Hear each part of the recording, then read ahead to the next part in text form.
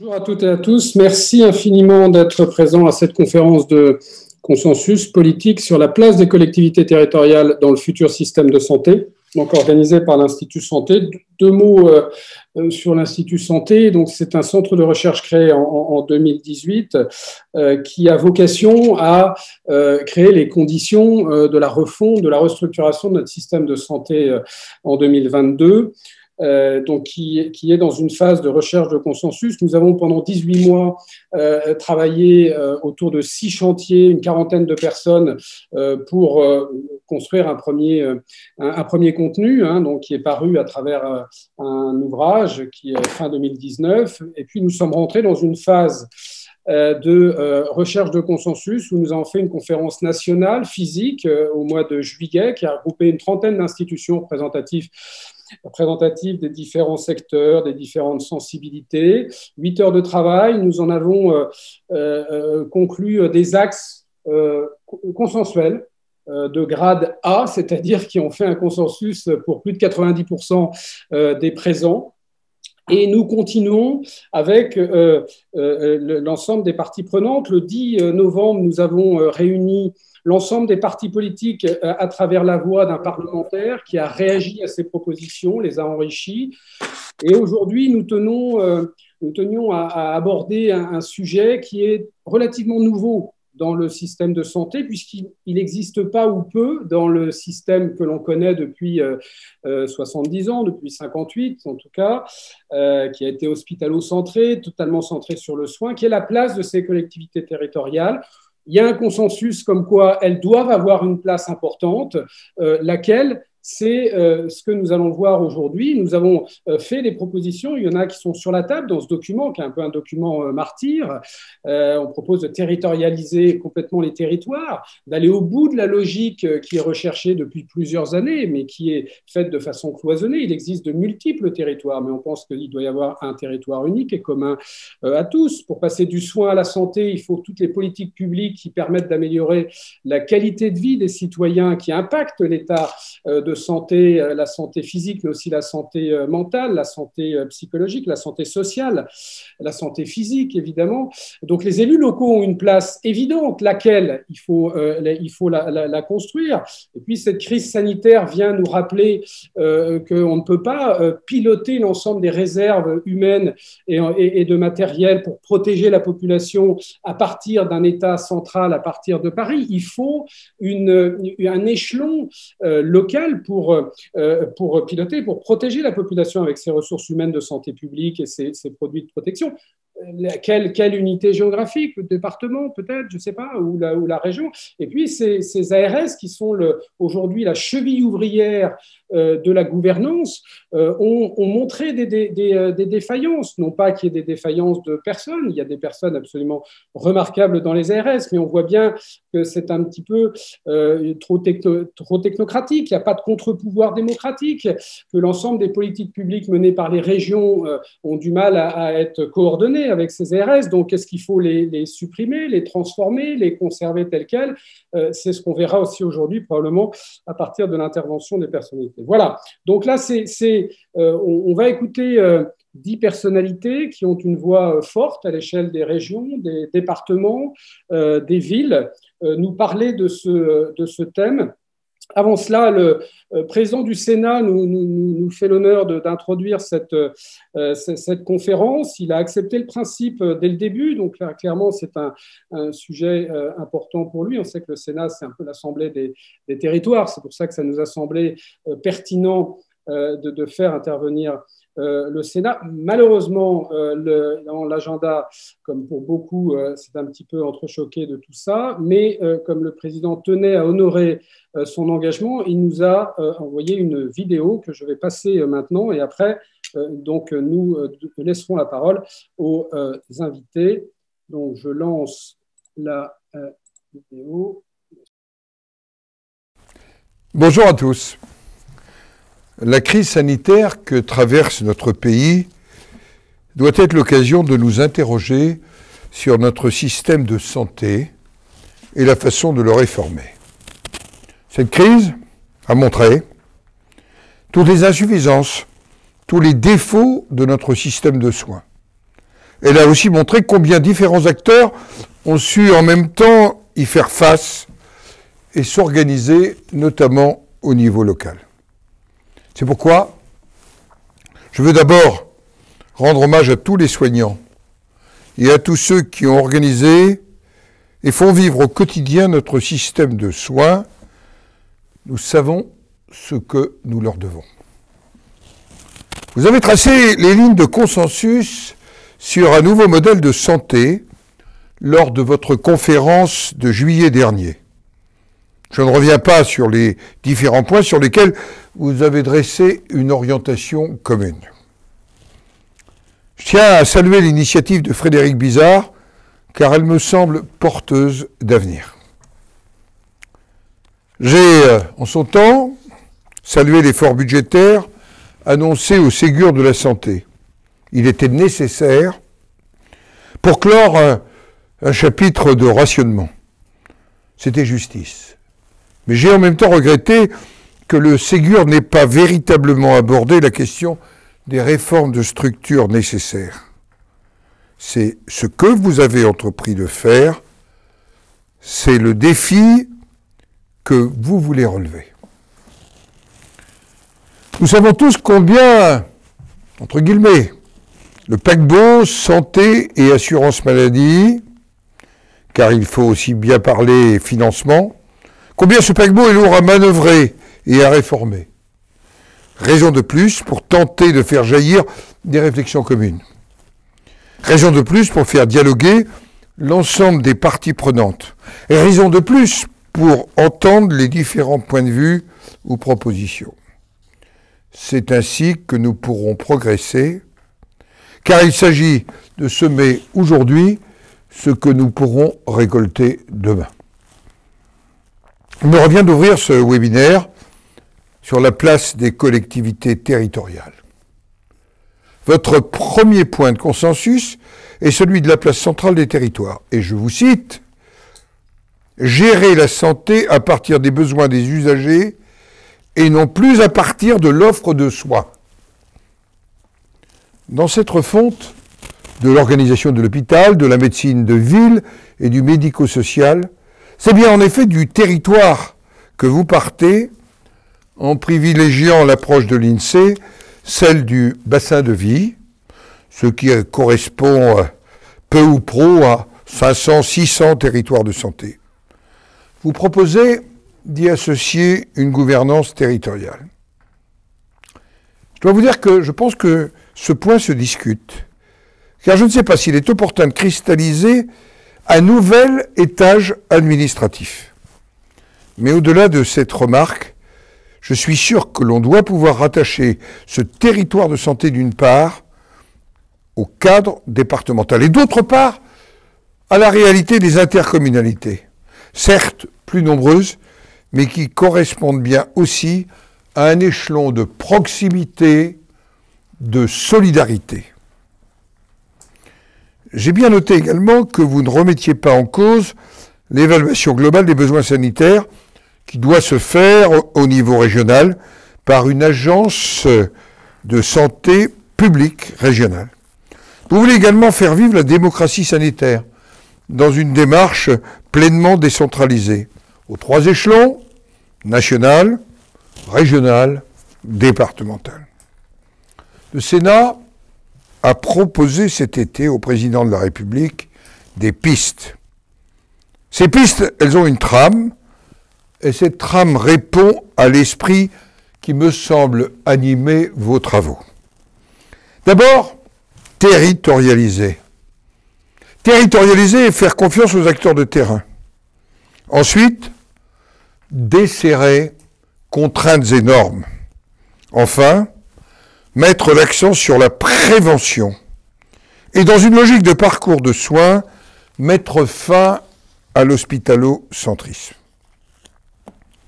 On retrouve naturellement ces préconisations dans les recommandations faites par la commission d'enquête du Sénat sur la crise du Covid, qui vient de remettre son rapport. En ce qui concerne plus précisément la décentralisation, voici les principaux aspects des apports du Sénat. nous constatons que le sentiment d'égalité a jusqu'ici empêché un réel mouvement de régionalisation dans le domaine de la santé. De la même manière qu'il a conduit à une décentralisation du secteur médico-social qui s'apparente sans doute plus à une déconcentration de la gestion, oui, qui s'apparente à une déconcentration, plus qu'à un véritable pilotage par les départements. Or, la crise a montré combien la verticalité du pouvoir ne fonctionnait pas bien. Elle a montré qu'il fallait fédérer et unir les initiatives de l'État et de l'ensemble des collectivités territoriales.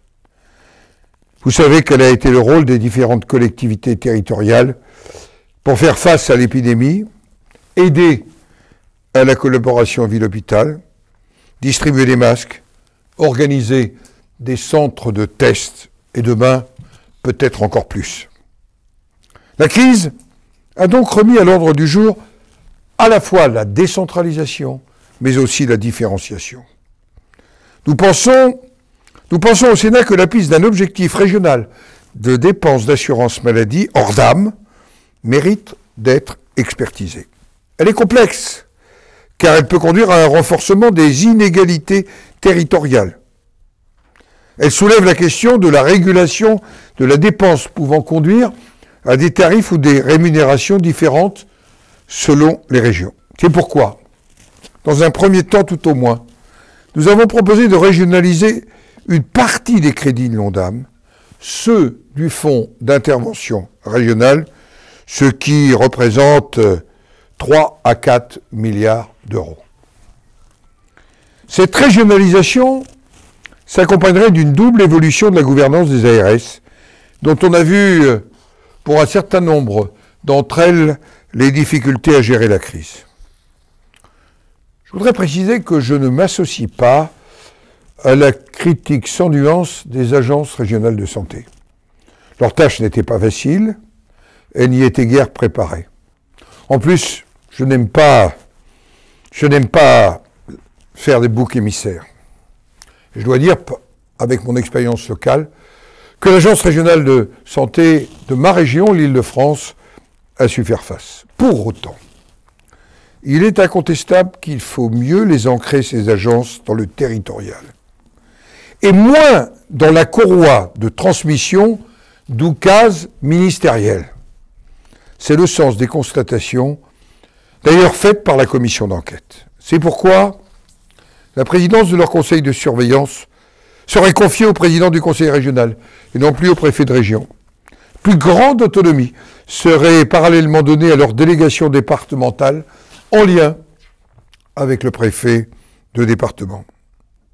Nous avons dit aussi au président de la République et au Premier ministre que le champ santé se prêterait bien, dans le cadre d'une loi de décentralisation, à des expérimentations sur la base du volontariat. Notre message est clair, rejoint le vôtre, nous sommes prêts, et je crois que le moment d'y aller est aujourd'hui. Il ne s'agit plus de rafistolage ou de colmater les brèches, c'est une partie du travail du Ségur. Par ailleurs, ne nous faisons pas d'illusions, et vous avez mis en exergue à juste titre la nécessaire refonte de l'architecture du financement des dépenses de santé. Donc, de la régulation des dépenses de santé. Le « quoi qu'il en coûte », dans un pays déjà lourdement endetté, et dont la compétitivité se dégrade, devra faire place un jour ou l'autre, et je le pense que ce sera un jour assez proche, à un plan de retour à l'équilibre des comptes publics, et en particulier des comptes sociaux. Donc, si nous ne voulons pas être rapidement devant un mur financier, il faut agir et réformer. Voilà, mesdames et messieurs, cher Frédéric Bizard, quelques réflexions que je voulais partager avec vous ce matin en vous souhaitant un excellent webinaire. Merci infiniment, Monsieur le Président. Donc, nous allons maintenant passer la parole à nos invités. Juste avant ça, un petit mot. L'Institut Santé, c'est une équipe, aujourd'hui une centaine de personnes, totalement bénévoles, tournées vers cet objectif dont je vous ai parlé, donc objectif de bien commun, avec des gens qui sont plutôt très occupés. J'ai avec moi aujourd'hui, qui ont travaillé pas mal sur cette question, le professeur René Friedman, docteur Christophe Prudhomme, le professeur Olivier Salary, Madame Christelle Galvez et le docteur Philippe Cuc, qui m'aideront, en cas si on a le temps de faire un petit peu un débat, à répondre éventuellement aux interrogations qui auront pu soulever nos propositions. Bien, je lève le suspense de nos invités, puisque cette conférence est retransmise, donc les personnes ne savent pas qui sont ces invités. D'abord, je ne sais pas si c'est un bon ordre, mais on va démarrer à l'échelle de la région, puis du département, puis de la ville. On a la chance d'avoir personnalité du Sénat aussi et personnalité maintenant de la société civile. Donc, nous démarrons par M. Jean Rotner, qui est président du Grand Est, qui est une voix extrêmement forte sur ce secteur de la santé, notamment, s'est beaucoup exprimé, et a des idées très précises sur la question. Puis nous aurons le plaisir d'écouter Sophie Borderie, qui est présidente du conseil départemental de Lot-et-Garonne, Monsieur Patrick Septier, qui est président du conseil départemental de Seine-et-Marne, Monsieur Stéphane Troussel, qui est président du conseil départemental de Seine-Saint-Denis, et ensuite nous écouterons Monsieur Jean-Luc Moudinque, qui est maire de Toulouse, président de la communauté urbaine de Toulouse Métropole, Monsieur Laurent Marcangeli, qui est maire d'Ajaccio, et nous aurons aussi le professeur Arousseau, qui a une double casquette, qui a été président de la Haute Autorité de Santé, mais qui a aussi été président de la région des Pays de Loire, qui a son éclairage et un commentaire de ce qu'il a pu entendre. Et nous aurons Madame Laurence Cohen, probablement on clôturera. On a démarré par le Sénat, on finira par le Sénat. Il y aura Madame Catherine Deroche, mais je viens d'avoir un message comme quoi elle est encore en commission, peut-être qu'elle pourra intervenir. Voilà, Monsieur Rotner, nous vous donnons la parole. Voilà, est-ce que vous m'entendez? Oui, absolument. Parfait. Bonjour à toutes et tous. Heureux d'avoir pu vous rejoindre et d'avoir entendu le président du Sénat nous adresser quelques mots. Il a dit déjà beaucoup de choses. Vous m'avez invité ce soir à pouvoir témoigner, à pouvoir peut-être apporter la vision aujourd'hui à la fois du président de région que je suis, avec encore une ancienne casquette de médecin, et ça reste dans les gènes, et en même temps une région qui a traversé la crise que nous connaissons toujours encore, et peut-être aussi vous apporter le travail que nous faisons aujourd'hui entre présidents de région au sein de Région de France sur ce sujet de la santé et de la manière peut-être de l'aborder au niveau national. Vous le savez parfaitement, aujourd'hui, il y a la loi 4D que porte la ministre en charge de l'aménagement des territoires qui arrive petit à petit à son terme. Elle nous a été présentée d'ailleurs au cours de cette semaine par la ministre elle-même, qui fait un peu la tournée des popotes pour voir ce qu'on en pense. Je trouve que nous passons à côté d'un acte de modernité. Non pas, je ne cherche pas forcément le grand soir de la décentralisation, mais le moment aurait été opportun alors que nous connaissons une crise sanitaire, alors que c'est assez favorable justement pour que cette crise soit un accélérateur finalement des transitions. Je trouve qu'on passe à côté d'une occasion de transformer, ou en tout cas de touche après touche, de pouvoir transformer notre système de santé. J'ai bien lu vos documents, vos prises de position, et un certain nombre d'éléments assez intéressants. Gérard Larcher a évoqué en premier point, si vous me le permettez, le Ségur de la santé. Pour moi, il ne s'agit pas d'un Ségur de la santé. Ce qu'on vient de vivre, c'est un Ségur de l'hôpital, et uniquement de l'hôpital, et encore d'une partie de l'hôpital. Nous considérons, nous, au niveau de la région, et en tout cas au niveau de ma région, que la santé va beaucoup plus loin que l'hôpital, va beaucoup plus loin que le soin, va beaucoup plus loin que simplement le lien entre la ville et l'hôpital, le lien entre l'hôpital public et l'hôpital privé. Nous allons passer demain, en séance plénière, une feuille de route régionale de notre politique de santé. On a fait le compte, c'est à peu près 210 millions d'euros chaque année qui sont apportés aux politiques de santé au sens large. Et pour nous, la santé, c'est le bien-être, c'est l'aménagement du territoire, c'est à la fois savoir parler de la qualité de l'eau, de la qualité de l'air, parler de la formation des internes, de la formation des infirmières, parler finalement de l'aménagement et du raisonnement que nous avons pour aménager notre territoire, parler également mobilité. Aujourd'hui, parler santé sans parler mobilité dans la réalité où je me trouve au moment où je vous parle, eh bien, en pleine Haute-Marne, c'est complètement inconséquent. Avec la réflexion du personnel médical, aujourd'hui, ce n'est plus le médecin qui va vers son patient, c'est le patient qu'il faut savoir ramener vers le médecin. Comment est-ce qu'une région, en lien avec le département, en lien avec les collectivités infra, est en capacité, par exemple, d'inventer du transport à la demande qui peut ramener les patients vers une maison médicale, vers une maison pluridisciplinaire, une institution en capacité de prendre ces patients en charge. C'est ces réflexions-là qui aujourd'hui nous animent, nous habitent en tout cas, et c'est pas simplement la décentralisation où on va avoir un peu plus de pouvoir. C'est simplement cette capacité aujourd'hui de bien vivre sur son terroir. Je dis bien le terroir, c'est encore plus petit que le territoire. C'est finalement son environnement direct, celui que l'on constate quand on ouvre les volets le matin. Où se trouve mon médecin généraliste, où vont aller mes enfants à l'école, où suis-je en capacité de faire mes courses, quelle est la capacité que j'ai de vivre bien là où j'habite. Et en tant que région, mon rôle, mon job, c'est d'arriver justement à permettre à toutes ces politiques publiques d'être en cohérence les unes avec les autres, pas en compétition. On ne travaille pas contre, on travaille pour. Et je crois que les politiques de santé aujourd'hui sont à un tournant parce que la crise que nous venons de connaître, eh bien, elle nous habite particulièrement pour arriver justement à transformer les institutions de santé, le raisonnement et le travail que nous pouvons faire les uns et les autres. Gérard Larcher a indiqué un certain nombre de directions qui sont des directions institutionnelles. On peut commencer par le niveau régional, par le niveau stratégique, par le rôle de l'ARS. J'ai été de ceux qui ont critiqué à un moment donné les ARS dans la crise parce que il ne me semblait pas que ce soit les mieux placés pour gérer une crise. Et j'aurais préféré qu'elle soit gérée par le ministère de l'Intérieur en lien avec les ARS.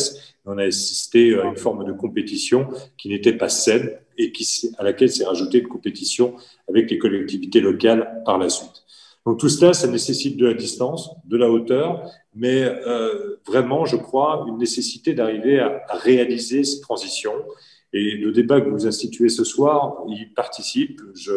J'assiste à bon nombre de ces débats en ce moment. Le sujet de la santé est devenu un des sujets principaux pour nos concitoyens, pour les élus, pour les forces vives de la nation, et nous devons y apporter absolument des solutions.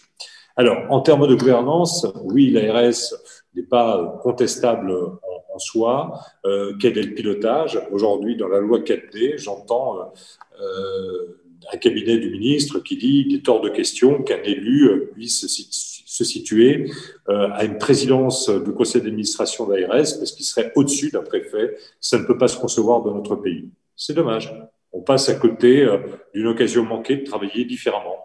Moi, aujourd'hui, à l'échelle régionale, avec ma préfète de région, je travaille tous les jours dans une stratégie économique, dans une stratégie de contractualisation des territoires qui se fait de manière harmonieuse. Vous savez, l'État n'a rien à craindre à se reposer sur ces collectivités. Bien au contraire, c'est un gain d'agilité, c'est une capacité d'aller plus vite et il faut que les collectivités arrêtent, elles aussi, d'être toujours dans une forme de demande vis-à-vis du pouvoir central. Au contraire, nous devons apporter des solutions. Dans la région Grand Est, c'est ce que nous essayons de faire. Nous essayons de faire et malheureusement, on sent encore vraiment toute la contrainte de cette administration intermédiaire ou alors d'un pouvoir central aujourd'hui qui recentralise de manière maximale. Être en position de présidence de l'ARS, c'est pas le pouvoir pour le pouvoir, c'est simplement aussi transformer un conseil de surveillance en conseil d'administration. Ça responsabilise. Je pense que ce qui doit se passer au niveau de l'ARS doit se passer aussi à la tête de nos établissements hospitaliers. Il faut que les élus soient à la tête d'un conseil d'administration et pas dans un fauteuil simplement de conseil de surveillance. Ça peut parler à Jean-Luc Moudenc, qui, à la tête du CHU de Toulouse, eh bien a un rôle essentiel, un rôle majeur d'aménagement du territoire, de responsabilité du territoire, en lien d'ailleurs avec probablement sa présidente de région, puisque CHU, c'est à la fois l'enseignement universitaire, c'est un centre hospitalier de référence, c'est aujourd'hui de l'innovation, c'est aussi de l'aménagement du territoire, et il faut que le CHU aujourd'hui se sente pleinement concerné par une juste et bonne répartition et articulation avec l'ARS en matière, par exemple, de désignation des postes d'internes, des postes de chefs de clinique partagés dans les centres hospitaliers généraux. Tout cela doit encore se créer, doit encore s'inventer. Et là aussi, les élus locaux, je pense, ont une réactivité, une capacité d'analyser la situation qui n'est pas celle forcément d'une administration de la santé ou d'une administration centrale. Et il est absolument indispensable de les mettre dans cette position de décider et de responsabiliser les institutions qu'ils président. Ça me semble juste nécessaire et indispensable. Sur quelques mots quand même sur la notion de chaîne de soins. Je sais que vous insistez beaucoup là-dessus dans vos documents, sur la capacité aujourd'hui de penser non plus soit par filière, soit par tarification, soit par tout ce que l'on connaît aujourd'hui, tous les travers et les défauts de l'hôpital, mais bien au contraire, d'être sur une forme de politique de santé beaucoup plus agile. Moi, je partage cette notion de prise en charge beaucoup plus transversale, beaucoup plus horizontale. Les CPTS peuvent y participer, se mettre petit à petit en place. En tout cas, ce qu'a imprimé véritablement cette crise aujourd'hui sur un territoire et sur le mien qui a particulièrement souffert, c'est que les solutions ne viennent pas d'en haut. Les solutions, elles se trouvent sur le terrain. Quand vous avez des équipes hospitalières qui réagissent en temps et en heure de manière efficace, sont en capacité de transformer leurs établissements, sont en capacité de se parler différemment entre administration et personnel médical et paramédical parce qu'ils sont face à une crise et que cette crise dure, mais ça laisse des cicatrices positives. Il y a d'autres cicatrices négatives qui restent. Là aussi, c'est la solitude qu'ils ont eu à affronter par rapport à la crise et aux difficultés. Mais en tout cas, ça a resserré des équipes, ça a resserré des stratégies. Et je pense que là, il faut qu'on arrive à surfer sur cette vague. Ça a permis aussi à l'hôpital public et à l'hôpital privé de se reparler, de retrouver des stratégies qui ont tendance à perdurer, mais on retrouve très vite d'anciens réflexes et c'est un petit peu dommage.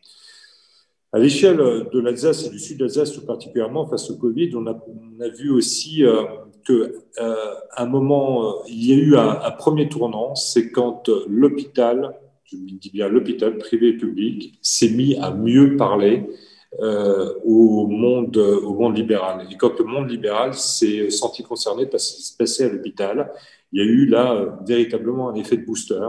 Et ça vient bien démontrer que la chaîne complète de prise en soin, de prise en charge des patients, à partir du moment où elle se fait entre le libéral et le monde hospitalier, où elle est très bien articulée, eh bien, est un véritable effet booster. Donc ça, je pense qu'il faut, pour le futur, en tenir compte. Aujourd'hui, où en sommes-nous dans le Grand Est? Nous avions prévu, après que notre précédent directeur régional de l'ARS soit venu nous présenter sa feuille de route régionale, nous avions convenu, je me souviens très bien lors de cette séquence plénière, nous lui avions dit « Ok, vous venez nous présenter ça parce que vous devez le faire, mais la démarche ne nous plaît qu'à moitié. En fait, vous faites souvent appel aux élus pour mettre des sparadraps quand ça fait mal, quand il s'agit de fermer une maternité, quand il s'agit de fermer un service. Là, vous faites appel aux élus, mais en anticipant les choses, ce serait bien mieux. Et on pourrait faire passer une vraie stratégie conjointe de santé commune. » Il avait dit banco. Il a été, entre-temps, on l'a déchargé de ses fonctions. Je ne me suis pas pour autant désespéré et j'ai fait le tour de tous mes départements pour aller à la rencontre, naturellement, des conseils départementaux qui ont un rôle majeur dans le médico-social et dans le social, mais aussi pour aller rencontrer les acteurs de santé et les entendre, les écouter, voir ce en quoi nous pouvions non pas rajouter des strates, mais venir nous poser à côté des dynamiques qui existaient pour les amplifier, pour leur donner encore plus de dynamique et plus d'ambition. Premier constat dans le monde de la santé, mais il n'y a rien de plus ingérable que les toubibs, et c'est un médecin qui vous le dit, on ne se parle pas suffisamment. On considère qu'on se parle, mais en fait, on ne se parle pas. Il y a beaucoup de difficultés à mener des projets communs et des projets de territoire. Donc, si les collectivités peuvent être des catalyseurs de projets et d'intelligence collective, je pense qu'elles doivent le faire, et elles doivent le faire rapidement et massivement. Deuxième point, je crois qu'il y a une véritable envie, effectivement, de travailler de manière différente. Et le moment que nous connaissons en ce moment est un moment particulièrement propice pour le faire. Et d'où la feuille de route que nous allons fixer avec quelques priorités qui sont les nôtres, mais qui visent encore une fois à ne pas rajouter de strates supplémentaires, mais à être un acteur qui aujourd'hui prend ses responsabilités, que ce soit dans le cadre réglementaire ou pas, peu importe. Nous, c'est dans nos compétences. Nous venons inventer parfois la possibilité de renforcer des politiques de santé, même si c'est une politique régalienne de l'État. Il y a nécessité, je crois aujourd'hui, pour les collectivités que nous sommes, de prendre tout simplement leurs responsabilités et de venir sur ce sujet, qui est un sujet véritablement majeur pour nos concitoyens. Vous savez, je constate tous les jours que pour venir et pour permettre à un territoire de correctement s'aménager, il y a 4 déterminants. Le premier, c'est celui de la manière dont, quand je m'installe quelque part, je communique avec le monde. Ça s'appelle le très haut débit. Dans ma région, tous les foyers sont reliés au très haut débit en 2023. Le deuxième point, c'est où est-ce que mes enfants vont se former et où est-ce que moi-même, je vais pouvoir me former tout au long de la vie. Et donc, ça, c'est particulièrement important, c'est majeur. Et donc, là aussi, il faut que nous maillions le territoire de ces lieux de formation. Le troisième point, c'est comment est-ce que je suis relié à mon territoire. Et c'est le problème des mobilités. Et le quatrième point, qui est un point essentiel et majeur, c'est celui de la santé. Où est-ce que je peux me faire soigner? Où est-ce que mes enfants vont pouvoir se faire soigner? Où est-ce que ma femme va pouvoir éventuellement accoucher? Les 3 premiers points aujourd'hui sont sous la responsabilité des collectivités locales. Le 4e point ne l'est pas.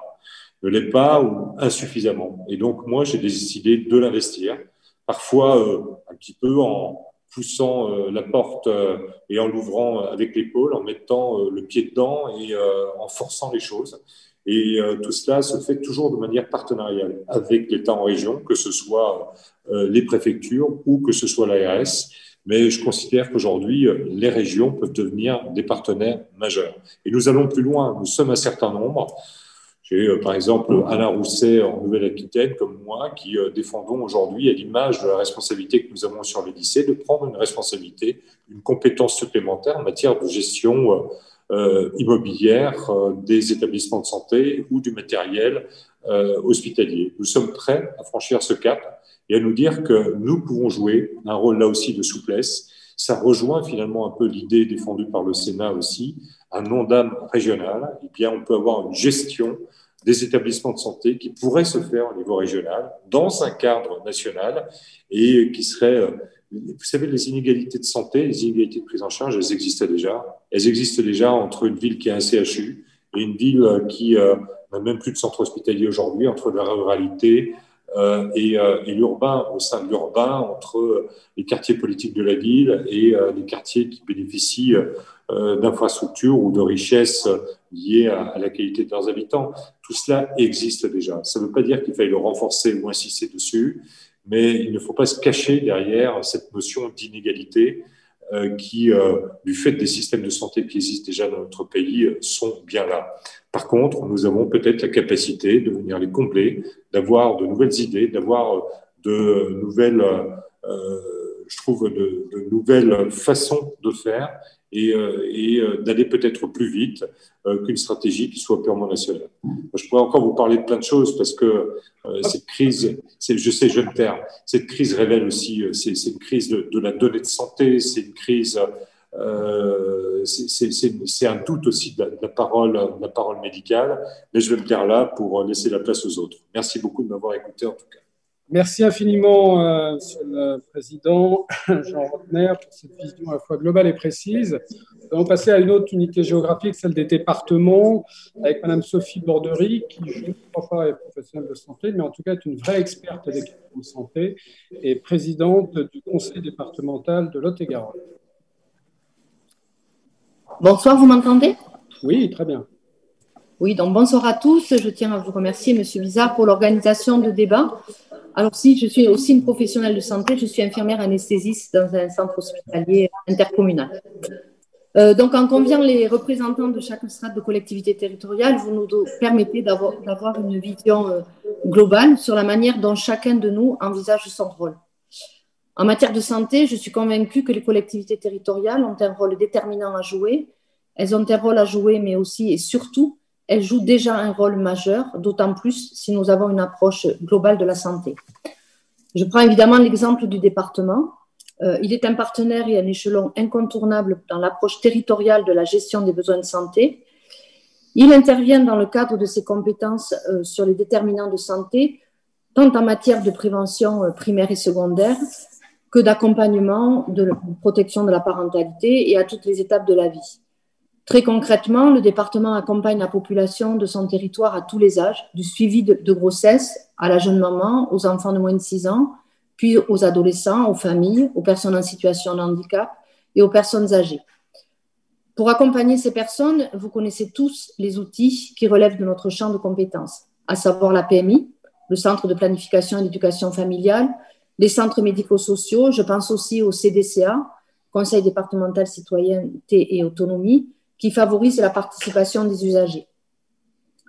Mais au-delà du secteur médico-social à proprement parler, le Conseil départemental, en tant que garant des solidarités territoriales, a un rôle déterminant en matière de démographie médicale, notamment en milieu rural et en zone tendue, où l'accès aux soins est un véritable enjeu pour les populations et les professionnels de santé. L'offre et l'accès aux soins font bien évidemment partie des préoccupations principales de nos concitoyens. Mais finalement, si on considère la santé au-delà de cet aspect, alors le département, dans le cadre de ses compétences, est un acteur clé de la prévention. En facilitant l'accès de la population à la culture et au sport, il participe activement à la prévention de santé. La pandémie du Covid a bien démontré l'impact péjoratif de l'isolement et de l'inactivité. En matière d'éducation à la santé, notre département a mis en place d'ailleurs plusieurs politiques innovantes, notamment dans le cadre de la convention éducative qui nous lie avec l'éducation nationale. Je dis cela pour illustrer mon propos, car nous avons travaillé à l'élaboration d'itinéraires qui permettent aux enseignants et aux collégiens de construire des parcours éducatifs de santé ancrés sur des problématiques de nos territoires. Ces parcours ont une vraie valeur ajoutée en matière de prévention des conduites addictives et à risque et en matière de protection de la santé. Pour aller plus loin, en matière de protection de la santé, notamment d'un point de vue alimentaire, notre département a mis en place un programme ambitieux en matière de restauration scolaire, le programme qui s'intitule « Du 47 dans nos assiettes ». On a mis en place un groupement départemental d'achat de denrées alimentaires. Nous avons fait en sorte que 100% des produits frais servis aux collégiens soient issus de producteurs locaux et régionaux, dont une part de plus en plus importante de produits bio. En analysant les consommations des collégiens sur plusieurs mois et en adaptant les modes de service, le gaspillage alimentaire a drastiquement baissé. Il représentait un volume de déchets de 25 à 30%. Selon les menus, il représente aujourd'hui 12% des denrées mises en production. Donc, nous travaillons aujourd'hui à l'extension de ce programme, donc du 47 dans nos assiettes, aux EHPAD publics de notre département. Je ne multiplierai pas évidemment les exemples. Néanmoins, je tenais à vous les citer car ils démontrent qu'indirectement, les collectivités territoriales contribuent tant sur la mise en place des politiques publiques de prévention que sur leur financement aux actions de santé publique.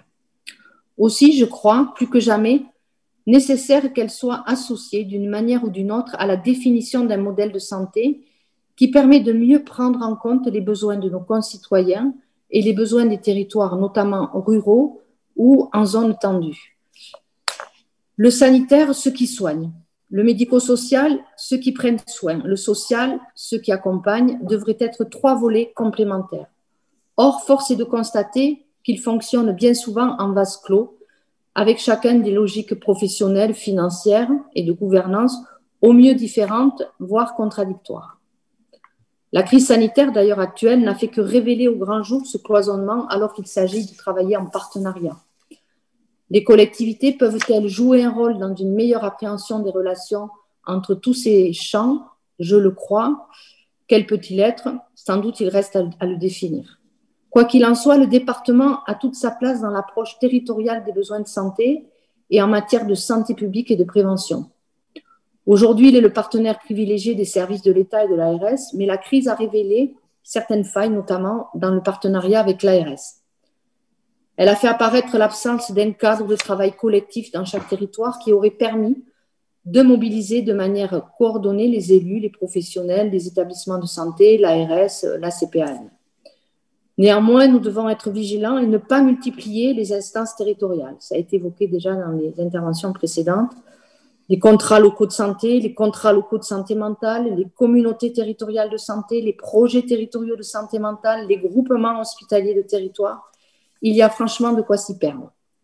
Donc la pandémie, les enjeux, notamment en matière d'accès aux soins, de vieillissement de la population, de santé environnementale, nous prouvent que nous devons collectivement nous mobiliser sur ces enjeux.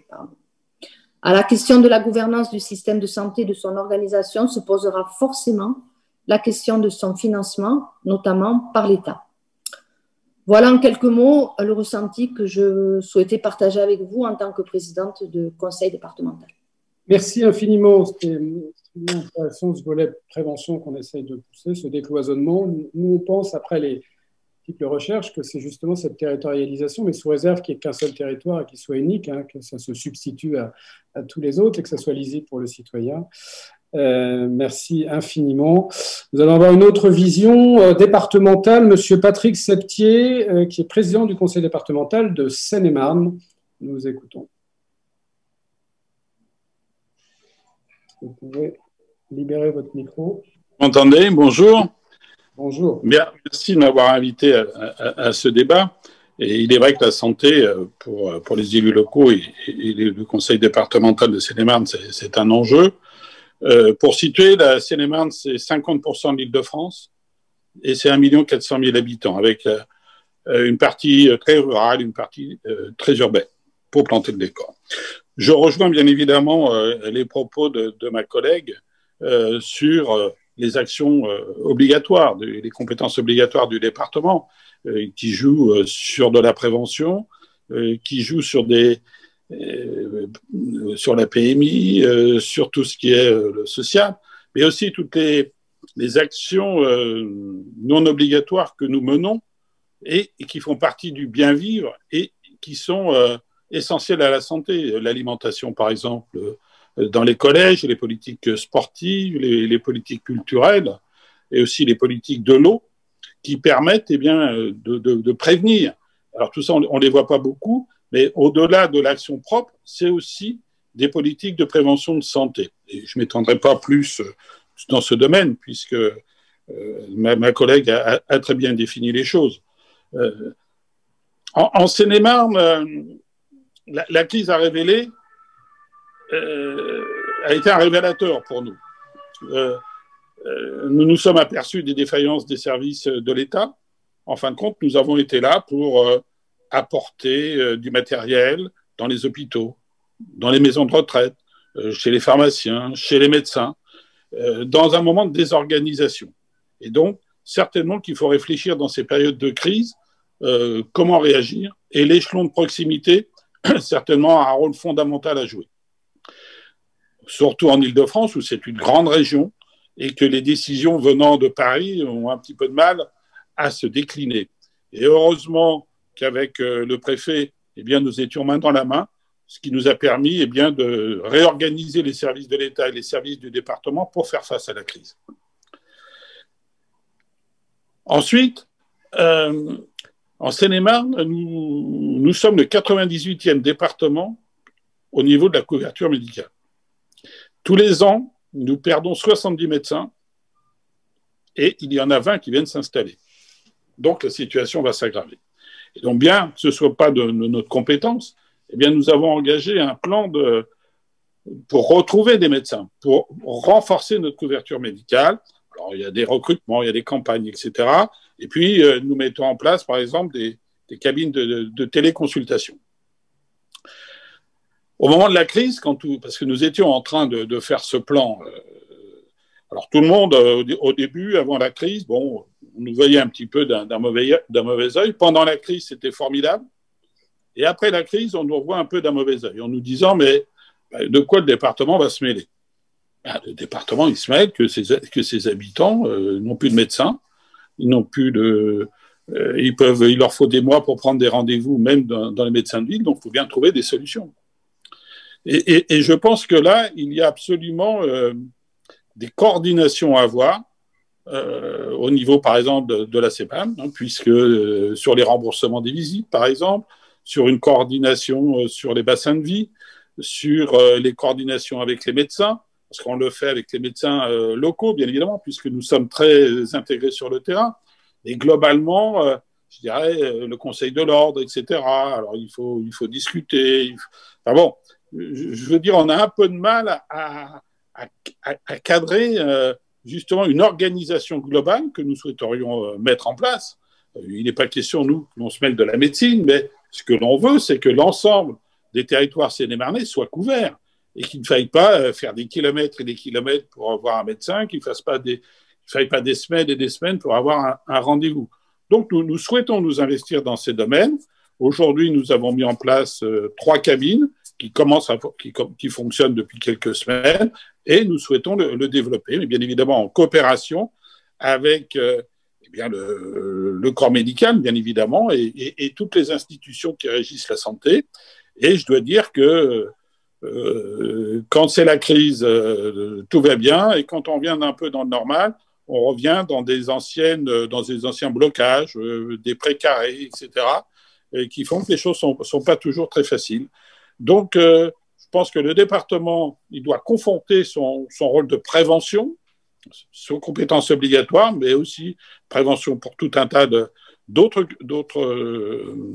politiques qui sont essentielles au bien-vivre des gens. Et puis aussi, avec le préfet, avec la préfecture, avoir un œil sur ce qui se passe sur l'ensemble de l'organisation, être plus intégré en cas de crise, et puis de développer de façon harmonieuse avec l'ensemble des partenaires des services de santé peut-être innovants, mais qui ne sont pas en concurrence avec les systèmes actuels, qui au contraire ne peuvent que les compléter.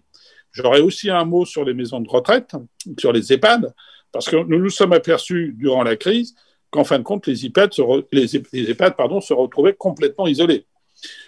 En théorie, ils avaient des liaisons avec des hôpitaux de proximité, etc., mais comme les hôpitaux étaient submergés, les EHPAD, ils n'avaient plus de médecins, il n'y avait plus personne.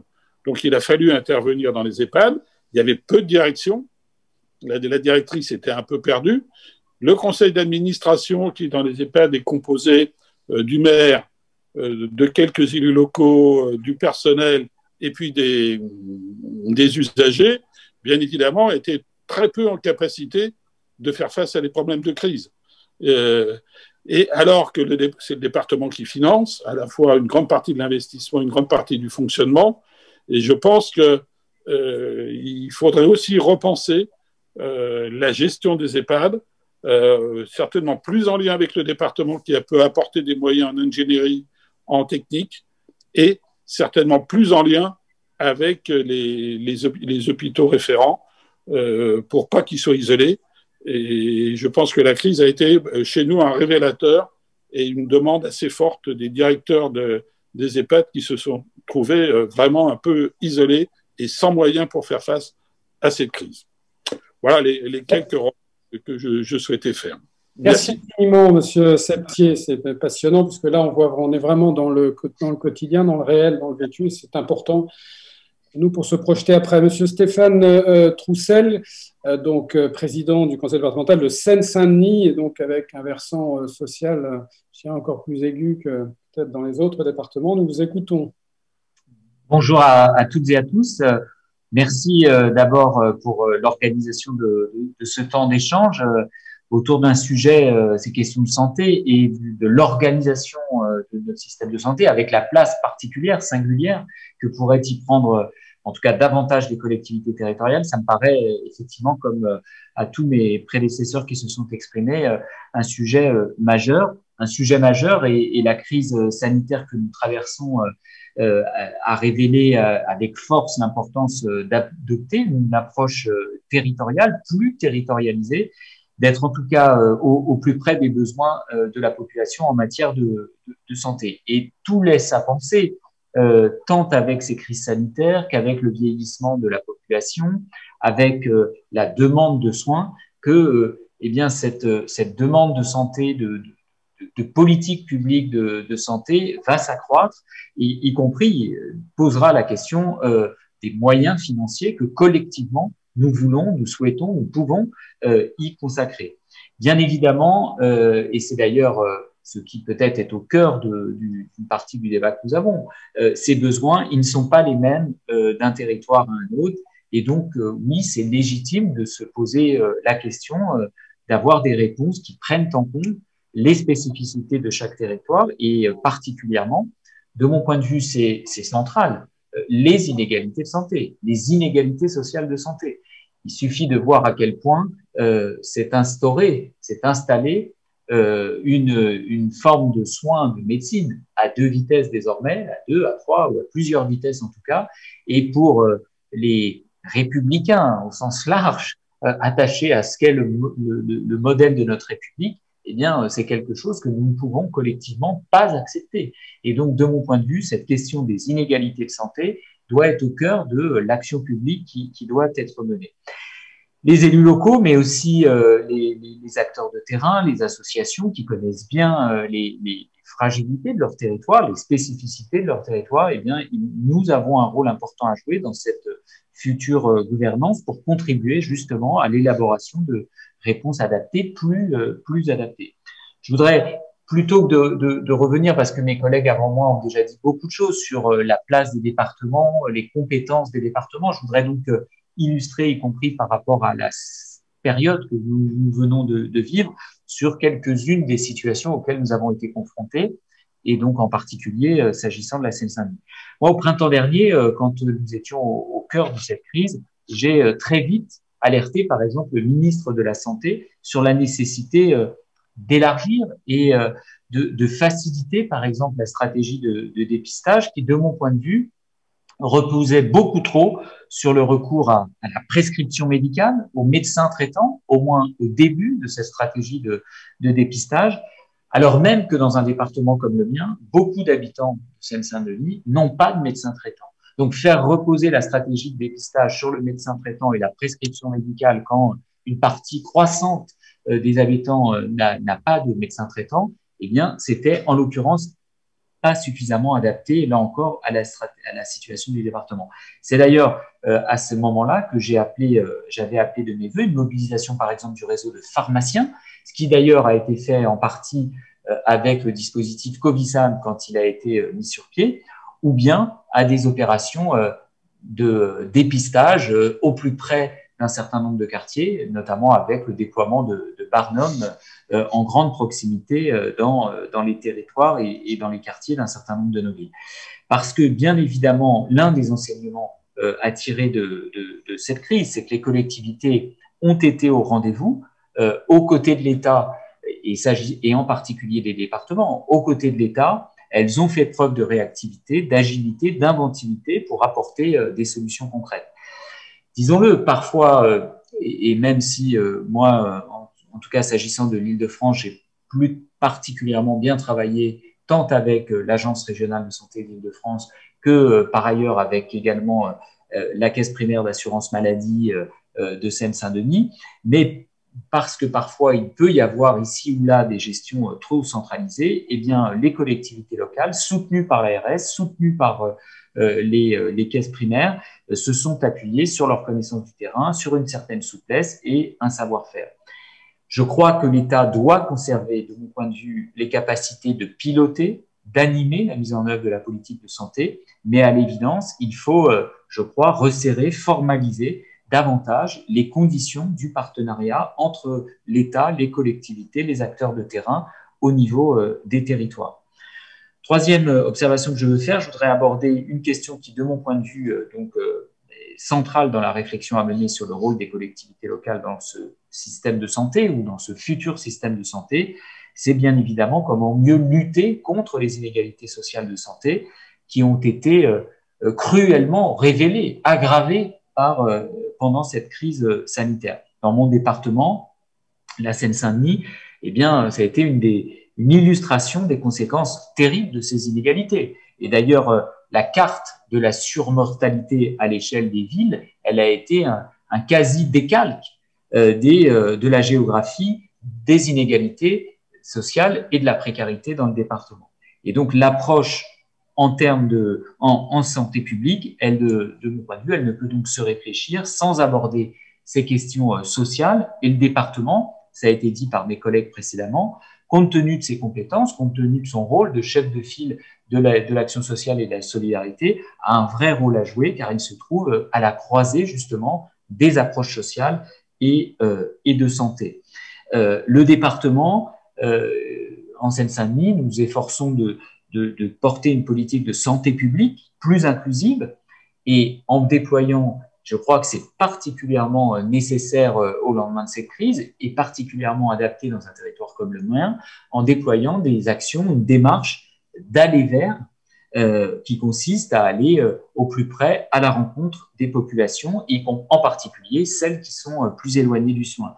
Je voudrais citer un exemple des initiatives que nous allons développer dans les semaines qui viennent. C'est une académie populaire de la santé qui va former des habitants pendant un an afin que ceux-ci puissent devenir des ambassadeurs de santé et diffuser des messages de prévention et de santé adaptés avec des messages, avec des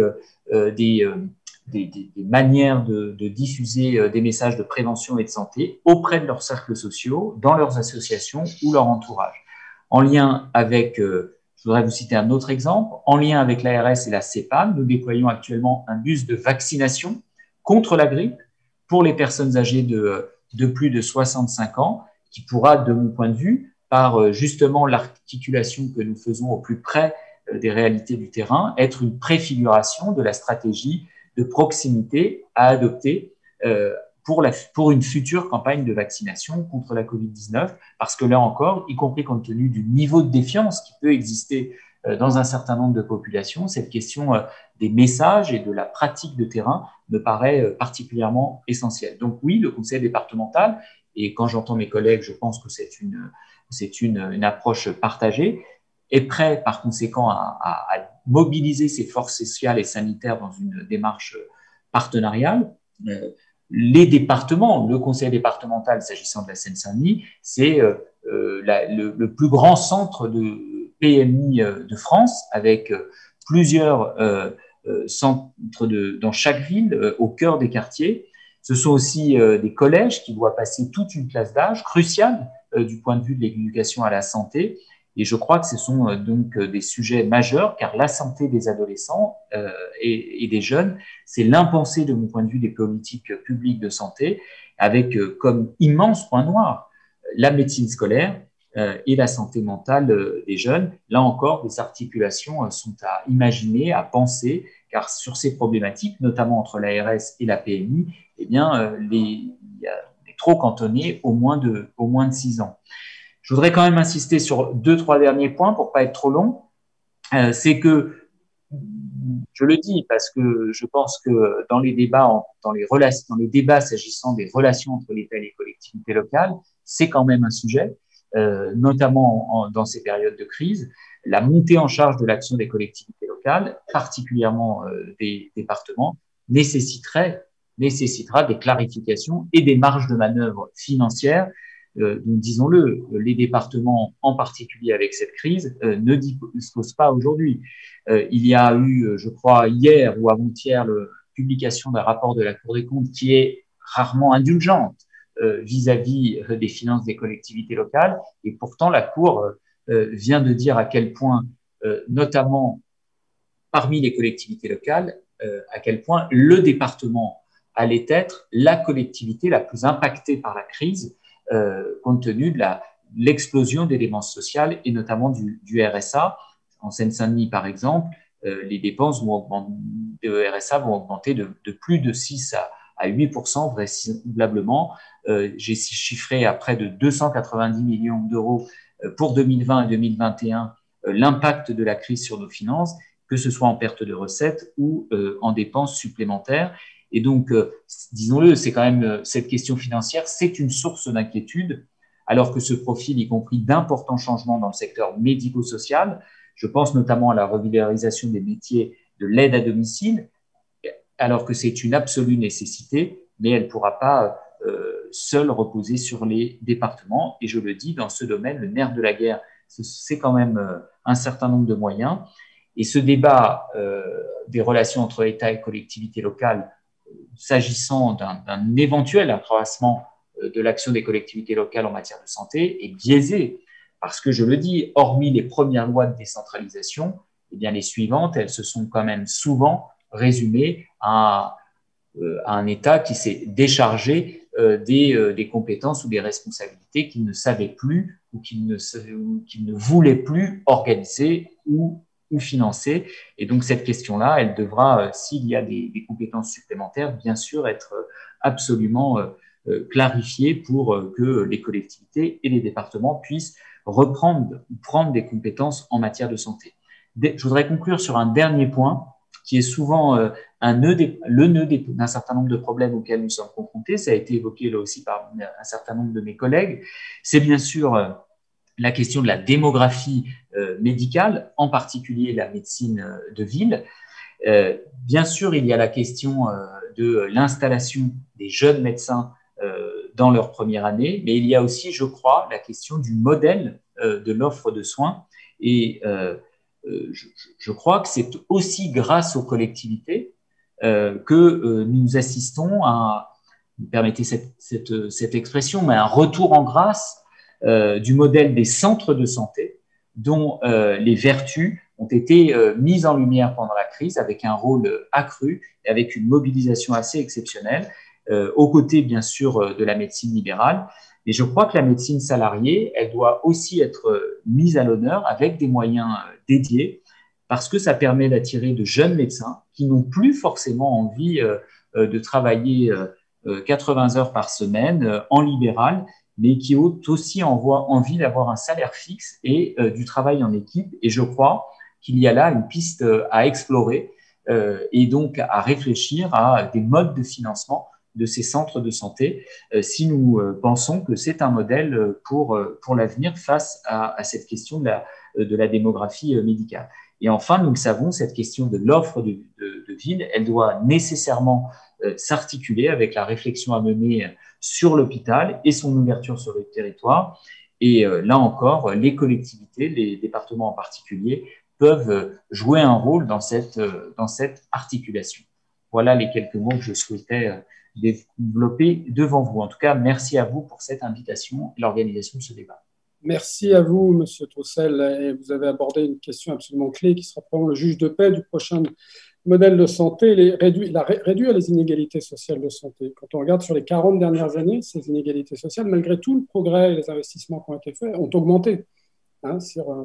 Il suffit de prendre quelques critères. Donc c'est une des raisons pour lesquelles il faut un nouveau modèle. Merci de l'avoir abordé. Vous avez parlé de l'Académie populaire. Je me permettrai de reprendre contact avec vous parce que c'est une idée chère qui vient de René Friedman. Nous parlons de parlement citoyen à l'échelle nationale et régionale. On pense en effet qu'il faut cette démocratie sanitaire et sociale la faire revivre. Ça ne peut pas être par le paritarisme. Donc une idée comme Académie populaire, on regardera ça de près. Merci infiniment. Monsieur Moudinque, est-ce qu'une métropole comme Toulouse, une grande ville, est-ce que vous considérez que la santé doit être une partie prenante de vos missions?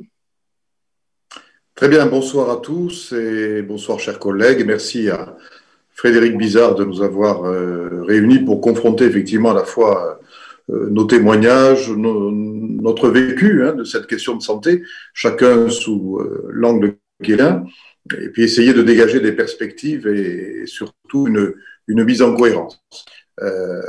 Alors, le rôle du maire en matière de santé, il n'est pas neutre, il n'est pas essentiel au jour d'aujourd'hui. C'est vrai que nous présidons le conseil de surveillance des hôpitaux, mais il faut bien reconnaître que c'est un rôle essentiellement protocolaire et que nous n'avons pas véritablement un pouvoir. Nous avons par contre beaucoup de choses et nous faisons beaucoup de choses sur la question de la prévention. Et comme dans la politique de santé de notre pays, il y a toujours ces deux jambes, prévention et curatif, ces deux jambes qui, depuis très très longtemps, ne marchent pas de manière équivalente, on le sait, et qu'il faut renforcer la jambe prévention, je crois que si cette grande option était retenue, notre pays aurait intérêt à s'appuyer sur les maires parce que, par définition, de tous les élus, ce sont ceux qui sont le plus dans le quotidien des citoyens et sur le terrain et dans la proximité.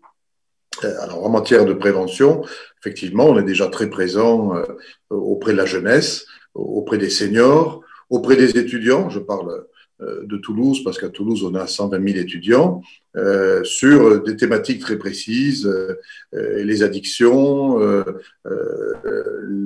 les sorties nocturnes, tout ce qui est soins bucco-dentaires, la prévention de l'obésité, la prévention du diabète, tout ce qu'on fait dans les quartiers politiques de la ville, puisqu'on a un rôle qui est de premier plan sur les quartiers prioritaires. Donc effectivement, s'il doit y avoir dans notre pays une montée en puissance des politiques de prévention, et je crois qu'il le faut, alors forcément, il faut que les maires soient extrêmement présents dans le dispositif.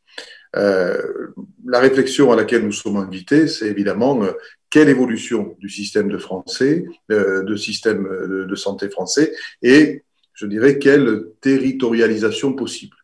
Le président du Sénat nous a, avec la sagesse qui le caractérise, mis en garde d'emblée, ne créons pas un échelon administratif de plus. Parce qu'effectivement, je ne crois pas qu'il faille une administration de santé de plus. Par contre, il faut un échelon de concertation qui soit, je dirais, beaucoup plus affiné, beaucoup plus travaillé, beaucoup plus articulé, beaucoup plus efficace qu'aujourd'hui. Donc, pas tellement pour administrer, mais plutôt pour partager les données, pour partager les réflexions, pour bâtir des orientations. C'est comme ça que, personnellement, je verrai les choses. Avec un risque, et on voit bien, nous parlons les uns et les autres, comment assurer une implication de tous les élus, de tous les niveaux de collectivité, puisqu'on a tous déjà un rôle et on est tous prêts à aller de l'avant. Région, département, intercommunalité et maire. Donc effectivement, je crois qu'on aura un effort à faire dans cette réflexion sur l'évolution et sur la territorialisation. On aura un effort à faire de mise en cohérence pour ne pas créer ni de la confusion, ni des conflits entre nous qui généreraient des blocages très inutiles par définition. Ce que je crois, c'est qu'il y a un échelon intéressant qui est la délégation départementale des ARS. Pourquoi ? Parce que l'échelon départemental, déjà, est porteur d'une volonté qui est la volonté de proximité. La région, et Jean Rotner en parlait bien tout à l'heure, la région a une vision globale, la région est dans une culture depuis longtemps de planification, et donc elle a un rôle de régulation qui me semble intéressant. Beaucoup de régions sont prêtes, il l'a dit, à s'investir sur des investissements lourds, sur du structurel. Alors, que peut faire l'échelon intercommunal ou municipal ? Je crois que c'est justement sur cette question-là qu'il faut travailler davantage. Nous, les maires, et par nos schémas et nos règlements intercommunaux, on a une clé qui est intéressante, je crois, qui est la clé de la gestion de l'espace, du droit des sols. Et pour la question de la démographie médicale, on a un rôle à jouer là-dessus. Pourquoi ? Parce que tout ce qui a été dit sur la démographie médicale montre que les lignes sont en train de bouger. Les médecins d'aujourd'hui n'ont pas la même mentalité que ceux d'autrefois ou de nos parents.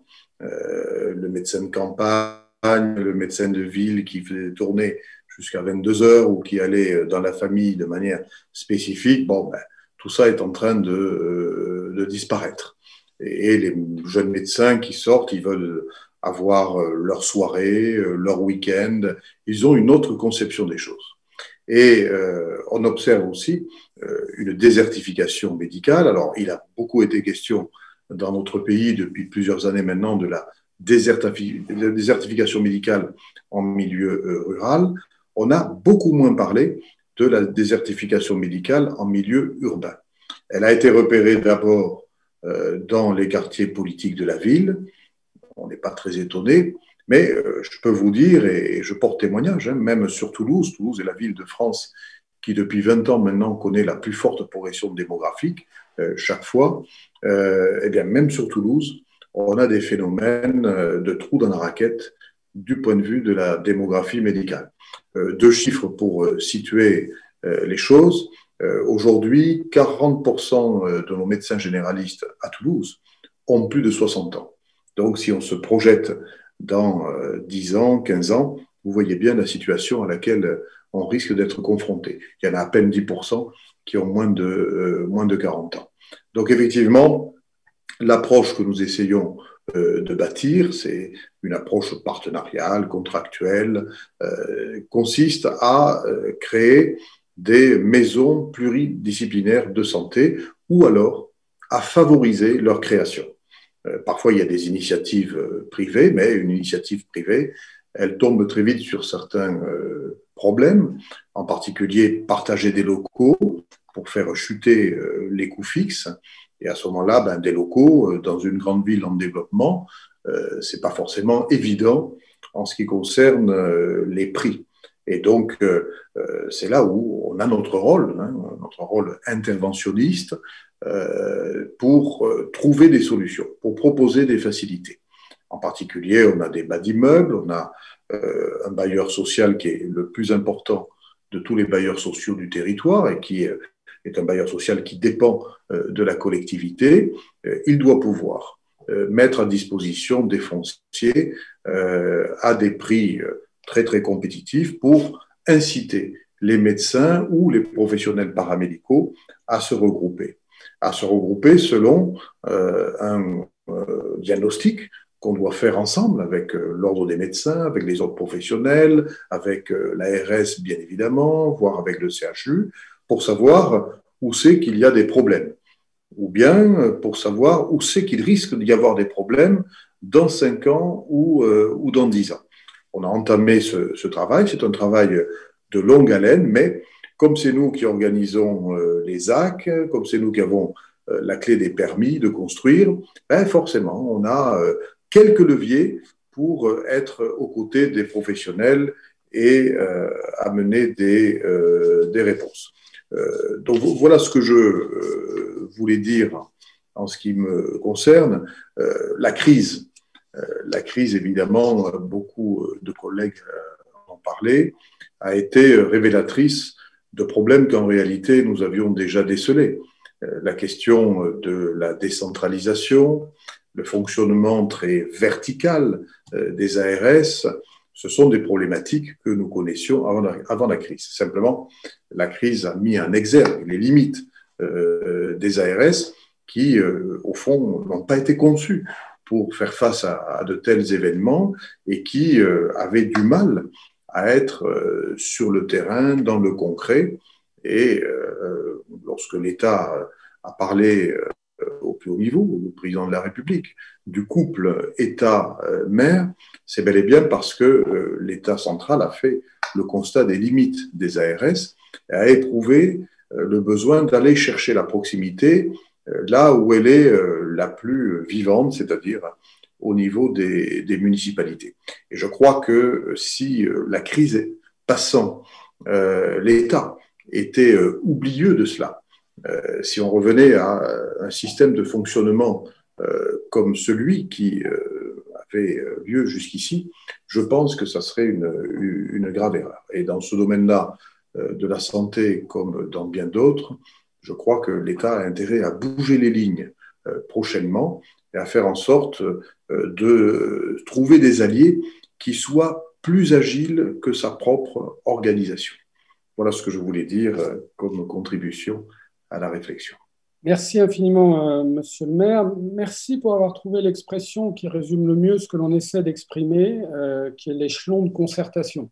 quand on parle d'une gouvernance territoriale, c'est ça. C'est évidemment pas une structure administrative, c'est une simplification administrative pour mettre en place, puisque ça remplace toutes les autres. Et c'est un échelon de concertation et de responsabilisation. Est-ce qu'il faut des rendez-vous trimestriels entre les différents acteurs? En tout cas, on sait qu'il faut qu'il y ait de la concertation. Et quand on construit un nouveau modèle, c'est là où voilà, on en est là. Et peut-être qu'on viendra vers vous pour approfondir cet aspect d'échelon de concertation. Merci infiniment.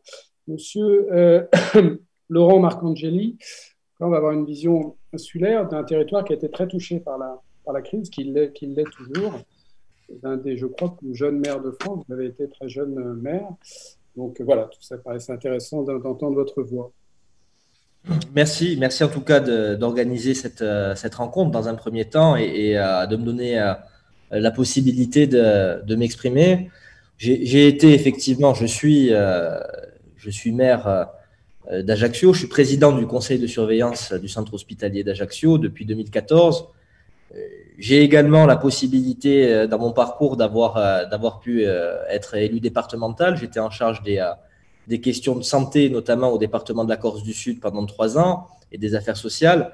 Et j'ai été parlementaire et membre de la commission des affaires sociales, tout comme mon prédécesseur Jean-Luc Moudinque, puisque nous avons aussi eu ce parcours d'élu national qui nous permet de comprendre un peu mieux le fonctionnement de nos institutions, notamment au niveau de ce contrôle qu'exerce le Parlement sur les dépenses de santé, avec les fameuses PLFSS que nous examinons tous les automnes depuis plusieurs années maintenant au niveau de l'Assemblée nationale et du Sénat.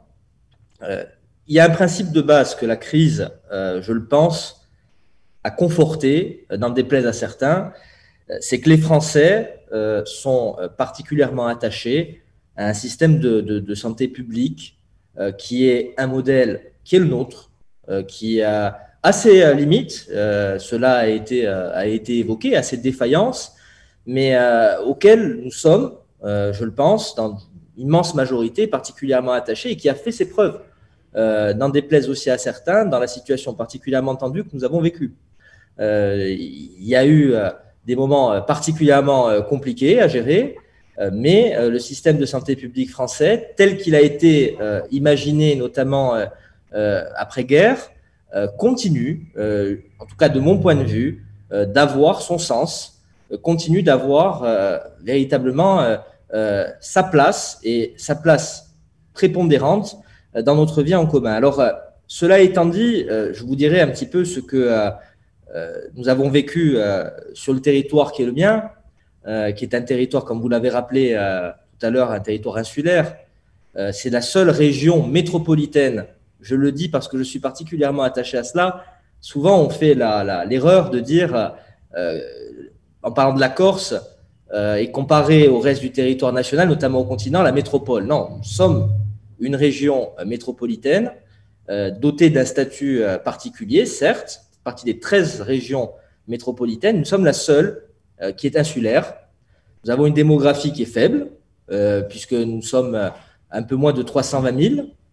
Nous avons cette spécificité également d'être, pour la majeure partie, très rurale, mais avec 2 grands pôles d'activité et de démographie que sont le Grand Bastia et le Grand Ajaccio, dont je suis le maire et le président de l'agglomération. 2 centres hospitaliers, un à Ajaccio et un à Bastia, un réseau de santé qui a parfois a une couverture qui est inégale. Vous l'imaginez bien, cela a été évoqué par certains de mes prédécesseurs, avec des zones moins bien couvertes que d'autres, des accès aux soins qui peuvent parfois être plus compliqués pour certaines zones que d'autres, et surtout une démographie, et c'est l'un des sens de mon intervention, qui doit tout de même être véritablement prise en compte. La Corse fait partie des régions où la problématique du grand âge se pose avec beaucoup d'acuité, avec une population vieillissante, une population donc qui a cette nécessité de l'accès aux soins et dont la première porte d'entrée est le système de santé publique, il faut le dire très clairement. Alors, ce que cette crise nous a amené à réaliser, avec notamment le directeur du centre hospitalier d'Ajaccio, dont je préside, je vous l'ai dit tout à l'heure, le conseil de surveillance, c'est de faire un certain nombre de propositions dans le cadre du Ségur de la santé, notamment en matière de cette démographie médicale qu'il va falloir prendre en compte. Et là, j'insiste sur ce point. Ce que je pense, c'est que nous n'avons pas, dans notre pays, au cours des dernières décennies, suffisamment planifié les choses. Il faut dire les choses très clairement. On n'a pas suffisamment anticipé sur les évolutions de notre démographie, sur les évolutions de notre population.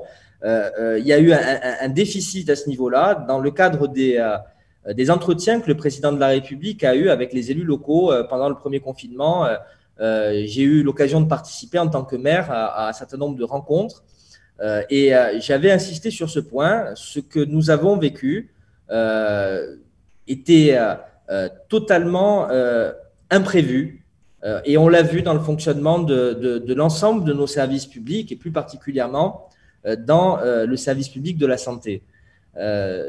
Cette incapacité à anticiper en fonction de l'évolution des territoires, de leur évolution démographique, de leur évolution sociologique, est une marque de fabrique que cette crise nous a permis de voir et surtout d'encaisser de manière assez difficile.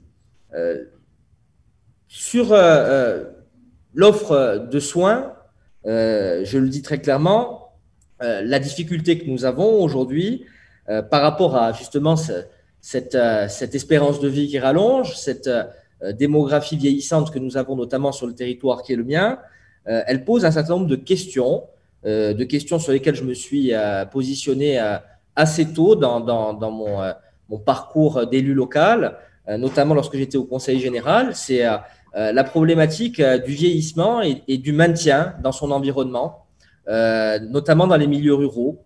Je m'étais impliqué à l'époque très fortement pour faire en sorte de doter les territoires, y compris les plus ruraux, de cette capacité à pouvoir maintenir à domicile dans un premier temps, naturellement, puis également dans l'environnement, je dirais, personnel de la personne qui arrive au grand âge, parce que la difficulté que nous avons sur un territoire comme le nôtre, c'est qu'une fois qu'on arrive à un certain âge, une fois que les affres du temps commencent à nous rattraper, eh bien, on a un premier réflexe, celui de la peur d'avoir un pépin de santé, la peur de ne pas pouvoir vieillir dans son village, dans son canton, dans son environnement d'origine, et donc de se rapprocher de la ville-centre. Comme il n'y en a que deux véritablement, avec une périphérie, c'est Bastia et Ajaccio, alors on quitte le cocon rural, on quitte la maison et on se rapproche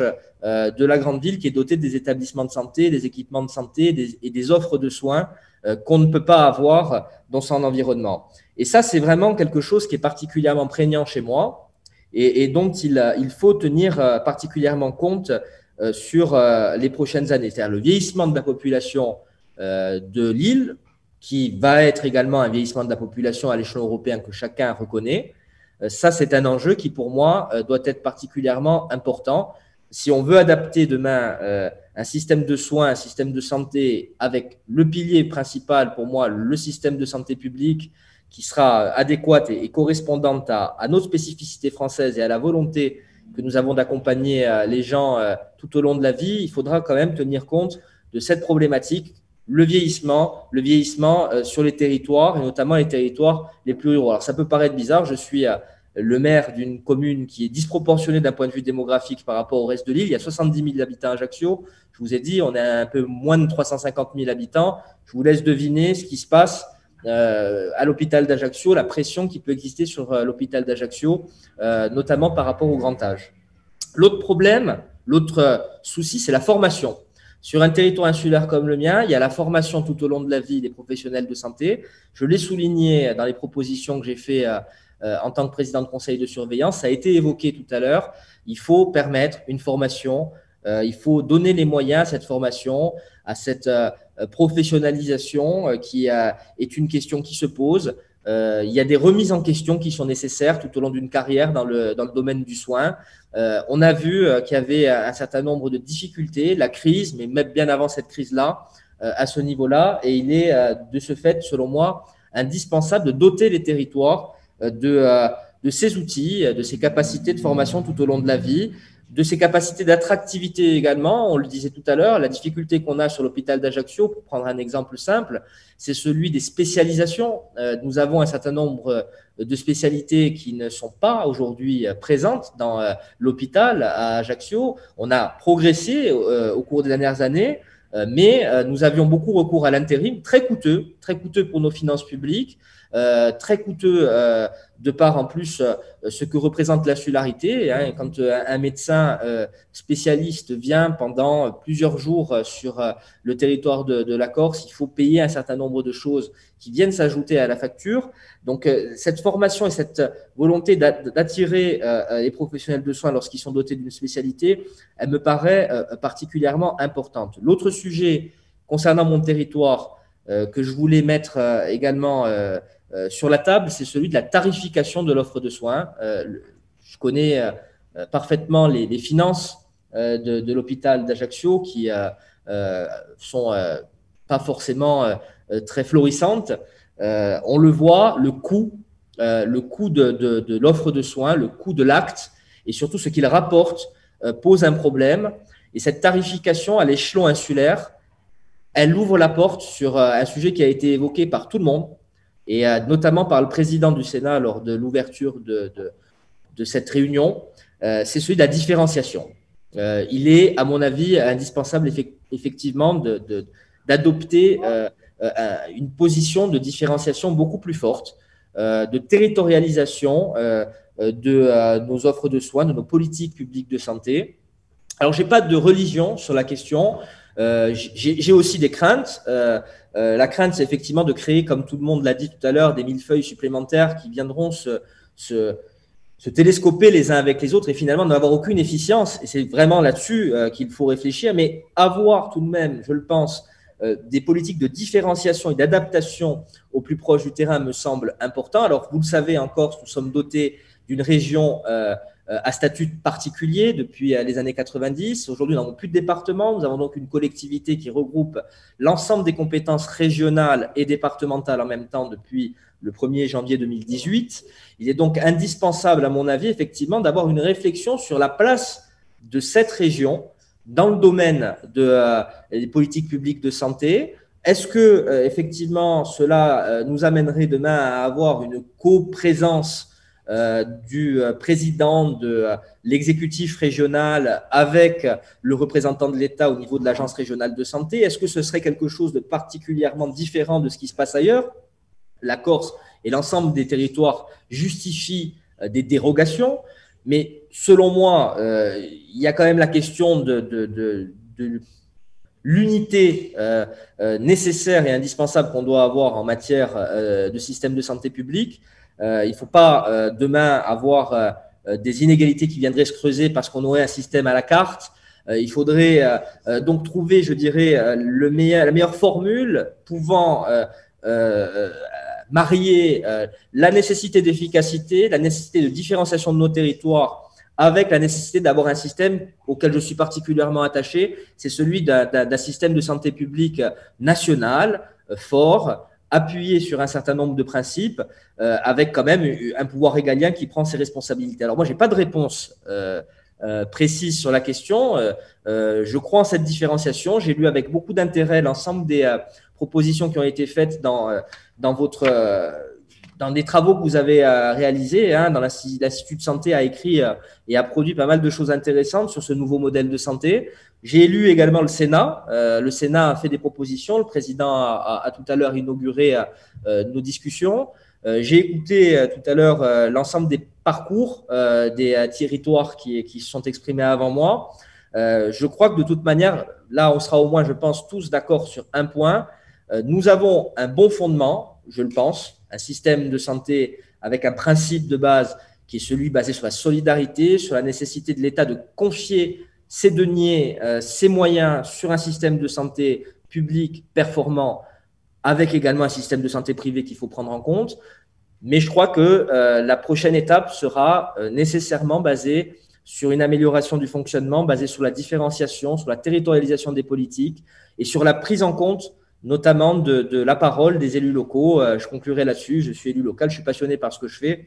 Je pense que nous avons quand même beaucoup d'informations qui doivent être prises en compte dans la gestion de l'offre de soins sur nos territoires. Nous sommes au contact permanent de nos populations, nous savons véritablement ce qui s'y passe et il serait vraiment dramatique pour notre pays de ne pas en tenir compte, notamment dans les réformes nécessaires de structures qui vont devoir être effectuées. En tout cas, je voudrais vous remercier de m'avoir associé à cet échange et à cette prise de parole. Merci infiniment, Monsieur le maire. Merci d'avoir abordé la question du grand âge et la planification qui sont au cœur de ce nouveau modèle. On pense que le grand âge doit être intégré dans le nouveau système de santé et pas traité de façon cloisonnée, comme ça a été dit aussi par Madame Borderie. Et on pense qu'il faut une loi de santé publique, une loi de programmation sanitaire à 5 ans, comme il y a une loi de programmation en défense, pour justement pouvoir planifier sur le moyen terme. Avant de conclure avec Madame Cohen, Monsieur Arousseau, peut-être quelques commentaires. Je suis désolé si vous pouvez être un petit peu bref parce qu'on s'était engagé à finir à 30 et après on finit avec Madame Cohen. Mais si vous pouvez peut-être nous donner un regard de ce que vous avez entendu. Donc vous me donnez 2 minutes si je comprends bien. Non, j'ai pas dit 2 minutes. Bon, d'accord. Écoutez, d'abord, je voulais vous remercier de m'avoir invité à cette réunion et puis je voulais vous féliciter de votre initiative, Institut de santé, et du document que vous avez déjà écrit, même si vous avez dit que c'était un document martyr. Je trouve qu'il est absolument remarquable, d'abord parce qu'il y a un fil rouge qui est de partir des besoins du patient dans les territoires.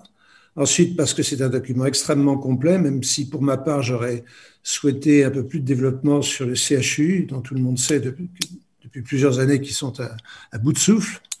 Et puis, enfin, parce qu'il propose des solutions innovantes, dont certaines ont été abordées aujourd'hui. Donc, bravo, et j'espère que ça pourra servir à très court terme pour une véritable réforme du système de santé français. Alors, il a été dit que le tsunami du Covid avait servi de révélateur. Et bien justement, vous aviez réfléchi à tous ces problèmes qui ont été parfaitement mis en lumière par le tsunami du Covid, mais déjà avant, et les solutions auxquelles vous avez réfléchi, qui sont absolument démontrées par la gravité du problème du Covid, vous y aviez déjà songé. Alors bon, pour aller très rapidement, si je suis ici, c'est parce que je suis un professionnel de santé, j'étais professeur au CHU de Nantes. J'ai été aussi directeur d'un centre anticancéreux et je crois que c'est une structure très intéressante pour la gestion par un binôme médecin-administratif, dont vous parlez d'ailleurs dans votre document. Et puis j'ai été président de région pendant 2 ans et président de la Haute Autorité de Santé pendant 5 ans. Donc voilà, j'ai une vision peut-être un peu large à la fois du professionnel de santé, mais aussi de quelqu'un qui a été en une position de décideur. Donc, je crois qu'il y a un consensus pour dire qu'il faut maintenant partir des besoins du patient au niveau du territoire. Et le président Macron, récemment, à la Pitié, a rappelé qu'il fallait mettre en place, développer plutôt, des projets territoriaux de santé. Donc, ce dont nous discutons aujourd'hui, c'est une sorte de décentralisation. Et je vais plutôt parler des régions, puisque j'ai été président de région. Quel va être le rôle des régions? Est-ce qu'il faut penser à une régionalisation du système de santé? Alors, je voudrais dire que ce n'est pas nouveau, puisque quand j'étais président de région entre 2002 et 2004, il y avait eu une réflexion initiée par le Premier ministre de l'époque, Jean-Pierre Raffarin, pour une nouvelle étape de la décentralisation. On avait déjà pointé les difficultés. La première, qui a été étudiée par plusieurs intervenants, en particulier par le président Troussel, c'est celle du risque de majorer les inégalités territoriales, les inégalités géographiques, les inégalités sociales, les inégalités démographiques, épidémiologiques. Force est de constater que dans un système de santé jacobin centralisé, les inégalités sociales, les inégalités géographiques existent et qu'elles se sont accrues, comme vous l'avez vous-même dit, ces dernières années. Donc oui, il faut faire quelque chose, et ce n'est pas de régionaliser qui aggravera les problèmes d'inégalité de système de santé. Une autre difficulté qui a été soulevée dès le début par le président Larcher, c'est l'impossibilité à l'époque de faire des budgets régionaux, de faire des objectifs régionaux des dépenses d'assurance maladie. On en était resté à l'ONDAM, à l'objectif national. Une troisième difficulté, c'était que le pouvoir central se méfiait beaucoup de partager son pouvoir avec les élus, en disant mais les élus ils sont soumis à beaucoup trop de pression et notamment de pression politique. Bon, on voit que le pouvoir central a complètement failli, notamment dans cette crise du Covid. Enfin, et c'est un point qui a été abordé aujourd'hui, l'une des difficultés, c'est le millefeuille administratif français. À chaque échelon, il y a des responsabilités en matière de santé. Les maires, les présidents de conseils départementaux et le président du conseil régional ont tous rappelé qu'ils jouaient un rôle important dans la santé, notamment à chaque niveau, ils disent qu'ils jouent un rôle dans les déterminants de santé et en particulier dans la prévention. Donc voilà, toutes ces difficultés avaient été parfaitement mises en exergue. Cependant, je pense qu'il y a une opportunité, à cause bien sûr de la crise, mais déjà avant la crise ne fait que renforcer cette opportunité pour confier aux collectivités locales des responsabilités qu'elles n'ont pas jusqu'à présent. Mais j'y mets deux conditions.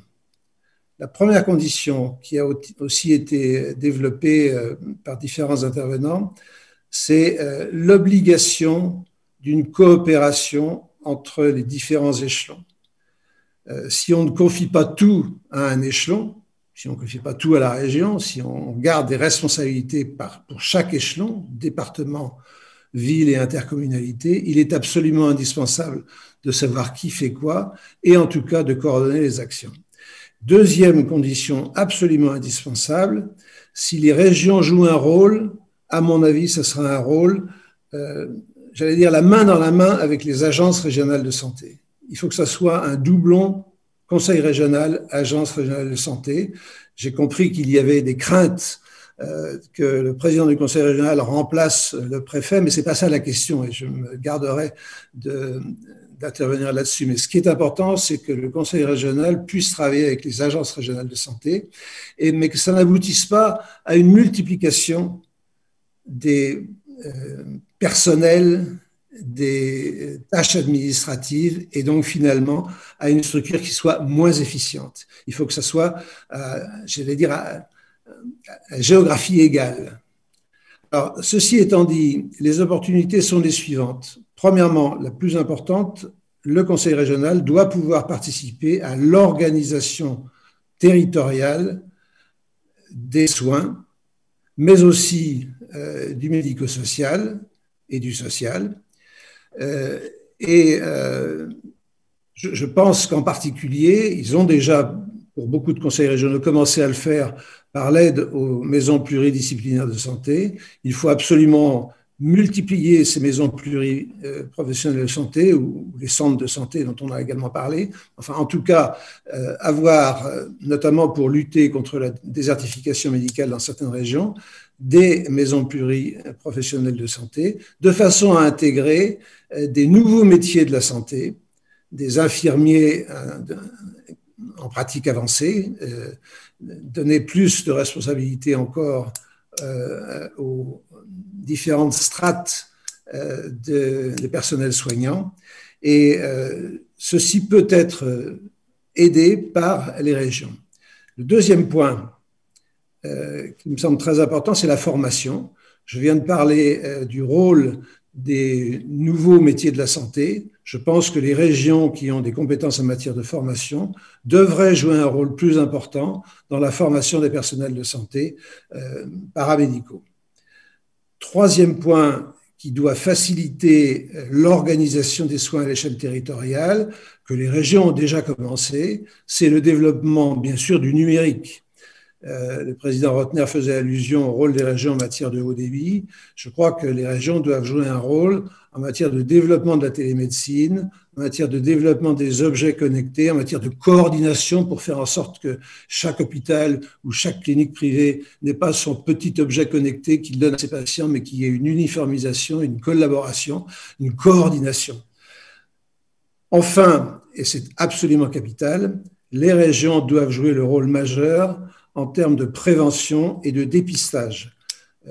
Un exemple, dans le plan cancer actuel, il est prévu que le dépistage soit organisé au niveau régional.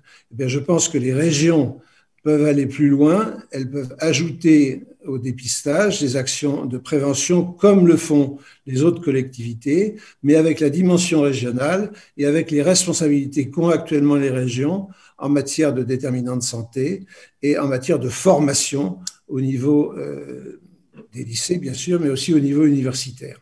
Donc voilà les 4 points qui, à mon avis, peuvent être atteints très facilement. Il reste 2 questions que je souhaite poser et mettre sur la table. La première question, c'est est-ce que les régions peuvent avoir une partie du financement de l'ONDAM de façon à prendre en charge les investissements, et en particulier les investissements lourds, mais aussi les investissements de fonctionnement, comme ils l'ont fait pour les lycées. Tout le monde se félicite de ce que font les régions au niveau des lycées. Est-ce qu'elles ne pourraient pas faire la même chose au niveau des investissements de santé, comme l'a d'ailleurs très bien dit le président Rotner, et il a aussi ajouté que le président Rousset semble être tout à fait ouvert à cette possibilité. Alors ça suppose évidemment une délégation budgétaire, qu'une partie de l'ONDAM soit déléguée aux régions pour qu'elles puissent, à l'échelle territoriale, en fonction des besoins qui auront été définis, participer à une rénovation des hôpitaux français. La deuxième question que je souhaite poser, c'est celle des projets territoriaux de santé. Est-ce que les conseils régionaux pourront jouer un rôle dans l'établissement des projets territoriaux de santé qui s'intégreront évidemment dans ce que vous définissez vous-même comme les objectifs à 5 ans définis par le pouvoir régalien, mais je pense qu'à côté des objectifs nationaux, il faut qu'il y ait des objectifs territoriaux définis à l'échelle régionale. Et encore une fois, le binôme Agence régionale de santé et Conseil régional devrait pouvoir jouer un grand rôle. J'ai d'autres idées, mais vous m'avez demandé de faire pour le plus vite, donc je reste là pour cette vision un peu décalée par rapport aux élus de terrain qui se sont exprimés tout à l'heure. Merci infiniment, M. Arrosso, pour cette vraiment brillante vision qui... On parle souvent de grands serviteurs de l'État. Je crois que vous avez été un grand serviteur du système de santé et votre rôle, vous voyez, n'est pas fini parce qu'on a besoin de votre vision pour y voir clair. Merci pour votre soutien aussi en début d'intervention, qui est important pour cette structure, qui est une structure associative qui est vouée à produire du contenu et à disparaître une fois la réforme faite. Et donc, comme disait Marx, une idée devient une force quand elle s'empare des foules. Tout ce qu'on veut, c'est qu'il y ait des porte-paroles de ce contenu qui sera issu d'un travail de consensus et qu'ensuite ce contenu devienne réforme et pas d'autre. Donc évidemment, votre soutien est absolument essentiel. Pour conclure, Mme Laurence Cohen, vous intervenez souvent sur les questions de santé et nous sommes ravis de vous inviter à commenter ce que vous avez entendu et à conclure cette conférence. Alors d'abord, merci pour cette invitation. J'ai été extrêmement intéressée à la fois par les documents que vous m'avez fait parvenir, mais aussi à l'écoute des différents témoignages et des propositions qui sont foisonnantes. Moi, je veux peut-être un petit peu commenter un certain nombre de choses assez rapidement, puisque vous nous invitez à être rapide. Je pense quand même qu'on ne peut pas parler d'organisation nouvelle de notre système de santé sans prendre en compte ce que la crise a révélé, mais pas seulement ce qui a été dit ce soir sur le fait des différents coûts qui ont été portés à notre système de santé. C'est-à-dire quand j'entends, y compris certains, dont le président d'ailleurs du Sénat, parler d'hospitalocentrisme, ça dépend ce qu'on entend par hospitalocentrisme. Aujourd'hui, l'hôpital a joué un rôle très important, prépondérant, il y avait besoin, et il y aurait besoin d'une coopération entre la ville et l'hôpital, bien évidemment. Mais si l'hôpital a joué ce rôle très important, c'est aussi à la lumière de ce qu'est aujourd'hui notre système de santé, comment il est organisé au niveau du territoire, avec le développement des déserts médicaux. Et pas seulement au niveau de la ruralité, mais aussi dans les zones urbaines que nous connaissons. Donc, je veux dire par là que on ne peut pas, enfin en tout cas moi, je ne peux pas analyser les enseignements de la crise sans prendre en compte les politiques qui ont été menées depuis 20 ans et qui ont mis à mal notre système de santé, qui ont mis à mal le pilier que constitue aussi notre système de protection sociale avec la sécurité sociale. Je crois que ça, il faut qu'on le prenne en compte. Et je ne le dis pas par souci de conflit, mais je le dis parce que j'ai entendu ce soir beaucoup d'intervenants parler de l'ONDAM, mais l'objectif national des dépenses d'assurance maladie, aujourd'hui, ça ne va pas. Ça ne va pas parce qu'il reste atrocement bas et insuffisant pour répondre à ce que je partage complètement avec l'Institut de santé, à savoir partir des besoins des populations. Moi, je considère qu'il faut partir des besoins des populations. Or, aujourd'hui, si on reste avec cette logique de l'ONDAM, comme elle continue à être portée au Sénat, je vois, par la majorité du Sénat, c'est resté à un ONDAM très faible, à 2,5%, et donc ça ne répondra pas à la réorganisation du système de santé que vous appelez de vos voeux et que je partage complètement. Donc ça, c'était la première remarque que je voulais faire. La deuxième remarque, c'est que effectivement, moi, j'ai trouvé que cette crise a en même temps révélé les capacités des collectivités territoriales de s'organiser et les différents échelons, que ce soit les communes, les départements et les régions, ont joué un rôle déterminant dans la gestion de cette crise. Et ont effectivement joué un rôle qui a permis, je dirais, de suppléer aux carences de l'État. On peut parler des masques, on peut parler de tous les équipements de protection, mais ça, je pense que c'est important parce que ça nous donne effectivement un éclairage aussi pour savoir ce qu'on propose, comment on propose d'avancer. Il me semble, en tout cas, moi, pour ma part, c'est que je considère que ces trois échelons-là, communes, départements, régions, sont importants pour un maillage territorial au plus près qui répondent réellement aux besoins. Et je ne fais pas partie de celles et ceux qui ont voulu supprimer les départements et je ne fais pas non plus partie de celles et ceux qui ont voulu créer des régions XXL parce que ça éloigne toujours les populations et du coup, ça entraîne des difficultés à répondre effectivement aux besoins en matière de santé pour ce qui nous intéresse. Je pense que, et ça a été dit, que les communes ont un rôle extrêmement important à jouer pour articuler et pas mettre en concurrence justement les différents niveaux de réponse aux besoins de santé. Et pour moi, elles représentent un maillon extrêmement important, essentiel dans l'organisation d'un service public ambulatoire de proximité avec en son sein les centres de santé et avec des missions qui sont bien définies. Et parmi les missions bien définies, c'est assurer la continuité des soins, faciliter l'accès aux soins partout de toutes et de tous, garantir une coordination des professionnels, notamment d'ailleurs entre la ville et l'hôpital, en mettant vraiment le patient au cœur du dispositif, exercer des missions de prévention et d'éducation, ça a été souligné, évaluer les besoins de santé en lien avec les élus et l'assurance maladie, et coordonner et garantir la permanence des soins qui implique également les professionnels libéraux.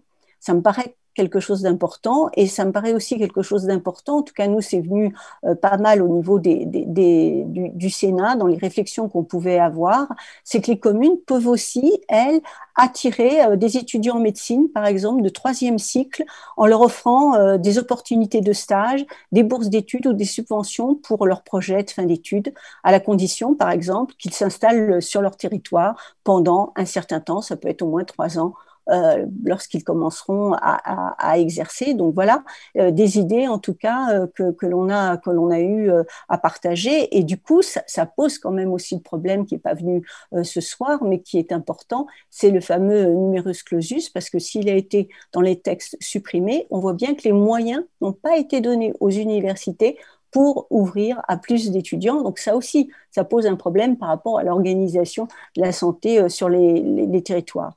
Le rôle des départements, je crois que Stéphane Troussel en a abondamment parlé de très bonne manière. Moi, je voudrais donner un exemple. Je ne suis pas chauvine, mais vous savez que je suis du Val-de-Marne. Alors, un petit peu, je vais faire de la pub pour le Val-de-Marne, mais non.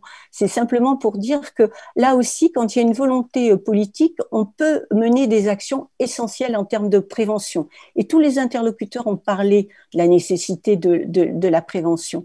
Et moi, je vois dans un département comme le Val-de-Marne, depuis des années, il y a un programme d'accès aux soins bucco-dentaires dès le plus jeune âge, avec des actions dans les crèches, dans les écoles, tout un suivi au niveau de la scolarité. Et résultat, en fait, il y a un résultat qui est tout à fait tangible et qu'on peut partager, qui est intéressant. Hein. Quand il y a de bonnes pratiques, c'est bien finalement de les partager. Eh bien, c'est que le nombre de caries a été considérablement réduit dans un département comme le Val-de-Marne. Donc, je trouve que le département, comme ça a été dit dans d'autres départements, hein, parce que j'élargis bien sûr mon propos, ça montre donc que ça peut être un échelon de proximité et de solidarité. Et pour consolider ce rôle, je crois que, en tout cas, moi, je partage l'idée de création de conseils territoriaux de santé pour définir les besoins et puis construire en fait une offre de soins adaptée. Alors, il y a la région, elle a en charge aussi l'élaboration du projet régional de santé. C'est vrai que c'est un outil qui est intéressant, qui est aussi très important, mais ça doit aussi nous questionner par rapport au pilotage. Je crois qu'il est vraiment important d'essayer de réfléchir, en tout cas moi c'est tous les témoignages qui me sont revenus, sur l'absence de démocratie. Il y a un déficit démocratique, un déficit d'association des acteurs et un manque de transparence qui implique donc les acteurs de terrain, les personnels, les habitants, les élus, etc. Et je crois, moi, que les agences régionales de santé, je sais que c'est une petite musique qui est venue notamment à l'Assemblée nationale pour la suppression des agences régionales de santé. Moi, je suis pas spécialement pour leur suppression, je suis pour revisiter ces agences régionales de santé. C'est d'ailleurs ce qui est ressorti de la commission d'enquête du Sénat, mais d'ailleurs en disant qu'elles étaient trop éloignées en fait du terrain, mais je vous rappelle que c'était quand même déjà quelque chose qui était pointé par un rapport extrêmement intéressant de la MEX en 2014, qui soulignait justement un manque déjà de coordination dans le pilotage territorial de l'offre de soins. Alors pour en venir, parce que je sais que le temps est compté, mais pour en venir encore là aussi au niveau régional à des propositions, moi il me semble important d'avoir une organisation administrative régionale de la santé qui repose sur une organisation politique et citoyenne de la région, qui redonne donc un pouvoir politique aux élus, aux usagers et aux professionnels, sous l'égide d'assises régionales de la santé et du médico-social, une structure d'expression de la démocratie sanitaire régionale. Et ce sont elles qui doivent, à mon avis, faire remonter finalement les besoins des conseils territoriaux de santé implantés et organisés dans ces départements. Et vraiment, je crois que vous l'avez d'ailleurs dans le document, vous avez sorti cette proposition. On parle de bassin de vie et ça me semble quelque chose d'extrêmement important. Et en pouvant compter sur ce que j'appelle de mes voeux l'hôpital de proximité, mais pas dans le sens de la définition d'Agnès Buzyn, c'est-à-dire un hôpital de proximité qui comporte un service d'urgence ouvert en permanence, une maternité de niveau 1, des services de médecine et de chirurgie, voilà, des services également de soins de suite et en lien avec, parce qu'on n'en a pas beaucoup parlé, mais ce n'était pas l'occasion, la psychiatrie de secteur. Donc, ces assises régionales de la santé, elles pourraient être dotées d'une direction régionale de la santé, une structure en fait administrative qui aurait pour objectif, en lien avec la politique de santé nationale et donc avec le ministère, de mettre en œuvre la politique de santé définie au niveau régional. Et elle aurait en outre la possibilité, avec des moyens financiers régionaux, sanitaires et sociaux, elle aurait donc des capacités d'ingénierie au service des échelons territoriaux. Donc, vous voyez bien que dans les propositions que je fais un petit peu rapidement, et je m'en excuse, mais je veux dire qu'on est dans la coopération, on n'est pas dans la concurrence. Et je trouve que la crise a révélé, en tout cas, cette faculté des collectivités, des professionnels, d'être en coopération et non pas en concurrence. Et je pense que cette réorganisation, finalement, à l'échelon régional, donc le rôle de la commune, le rôle du département, le rôle de la région, elle ne peut pas évidemment s'entendre si on ne développe pas ou on ne redonne pas vie à ce que vous avez d'ailleurs dit, Frédéric Bizard, c'est la démocratie sanitaire. Parce qu'aujourd'hui, il y a des instances où finalement, il n'y a pas de pouvoir de décision, où on ne laisse pas la parole ni la décision aux acteurs, que ce soit au niveau des établissements publics de santé ou au niveau des autres échelons. Donc voilà, c'est ce que je voulais dire assez rapidement. Et pour conclure mon propos, je pense quand même important de signifier que quels que soient les dispositifs qu'on va mettre en place, je pense vraiment que si on ne parle pas des besoins des populations et s'ils ne sont pas s'ils ne sont pas constitués comme des vecteurs démocratiques d'une politique de santé ambitieuse, eh bien, on ratera finalement ce que l'on veut porter.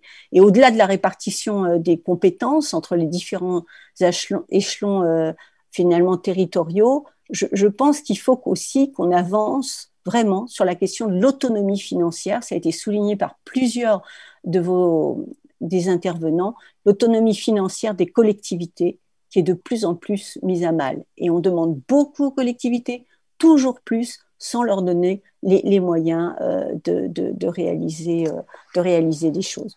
Voilà, en fait, ce que je voulais dire, et en attirant vraiment aussi votre attention sur la nécessité de remettre en cause en fait, et des choses qui, selon nos appartenances politiques, sont partagées ou pas partagées, mais en tout cas, nous devons, à mon avis, remettre en cause l'organisation de l'offre de soins avec un certain nombre de réformes qui, à mon avis, sont mauvaises. La loi HPHT, l'organisation des GHT, etc., etc. Donc voilà, et l'ONDAM, parce que je pense que vous avez bien compris mon propos là-dessus. Donc voilà, je pense pour moi, c'est très important de penser différemment notre système d'organisation avec des moyens et ne pas considérer la santé comme finalement une source de dépenses, mais au contraire, une source d'investissement pour le progrès humain, pour le bien-être de chacun et chacune. Et ça, c'est un élément extrêmement important.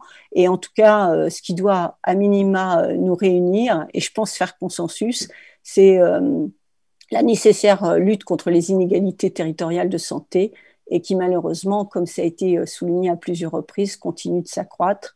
Et je vous invite d'ailleurs à lire, si vous ne l'avez pas lu, le dernier ouvrage du géographe Emmanuel Vigneron. Voilà, je vous remercie. J'espère que je n'ai pas été trop longue, mais bon, voilà. Merci à vous. Madame Laurence Cohen, on ne peut pas peut-être trouver mieux pour que vous êtes dans l'ADN de l'Institut Santé, involontairement, mais dans votre exigence avec le présent, en étant critique quand il faut l'être, et exigence pour construire le futur avec des propositions concrètes. On voit que c'est plus compliqué quand on se projette dans le nouveau modèle parce qu'il faut le réinventer, et aussi dans votre recherche de consensus qui est vraiment au cœur de notre démarche. Merci infiniment à toutes et à tous. Donc cette conférence va été retransmise en direct, elle va être largement diffusée à travers les réseaux, et surtout elle va nous permettre d'enrichir de façon tout à fait exceptionnelle notre réflexion qui va nous conduire à produire un deuxième ouvrage qui sera le programme abouti, le plus consensuel possible au deuxième trimestre 2021, et qui, j'espère, servira de plateforme à l'ensemble des partis politiques pour mener à bien cette réforme. Merci infiniment et à bientôt.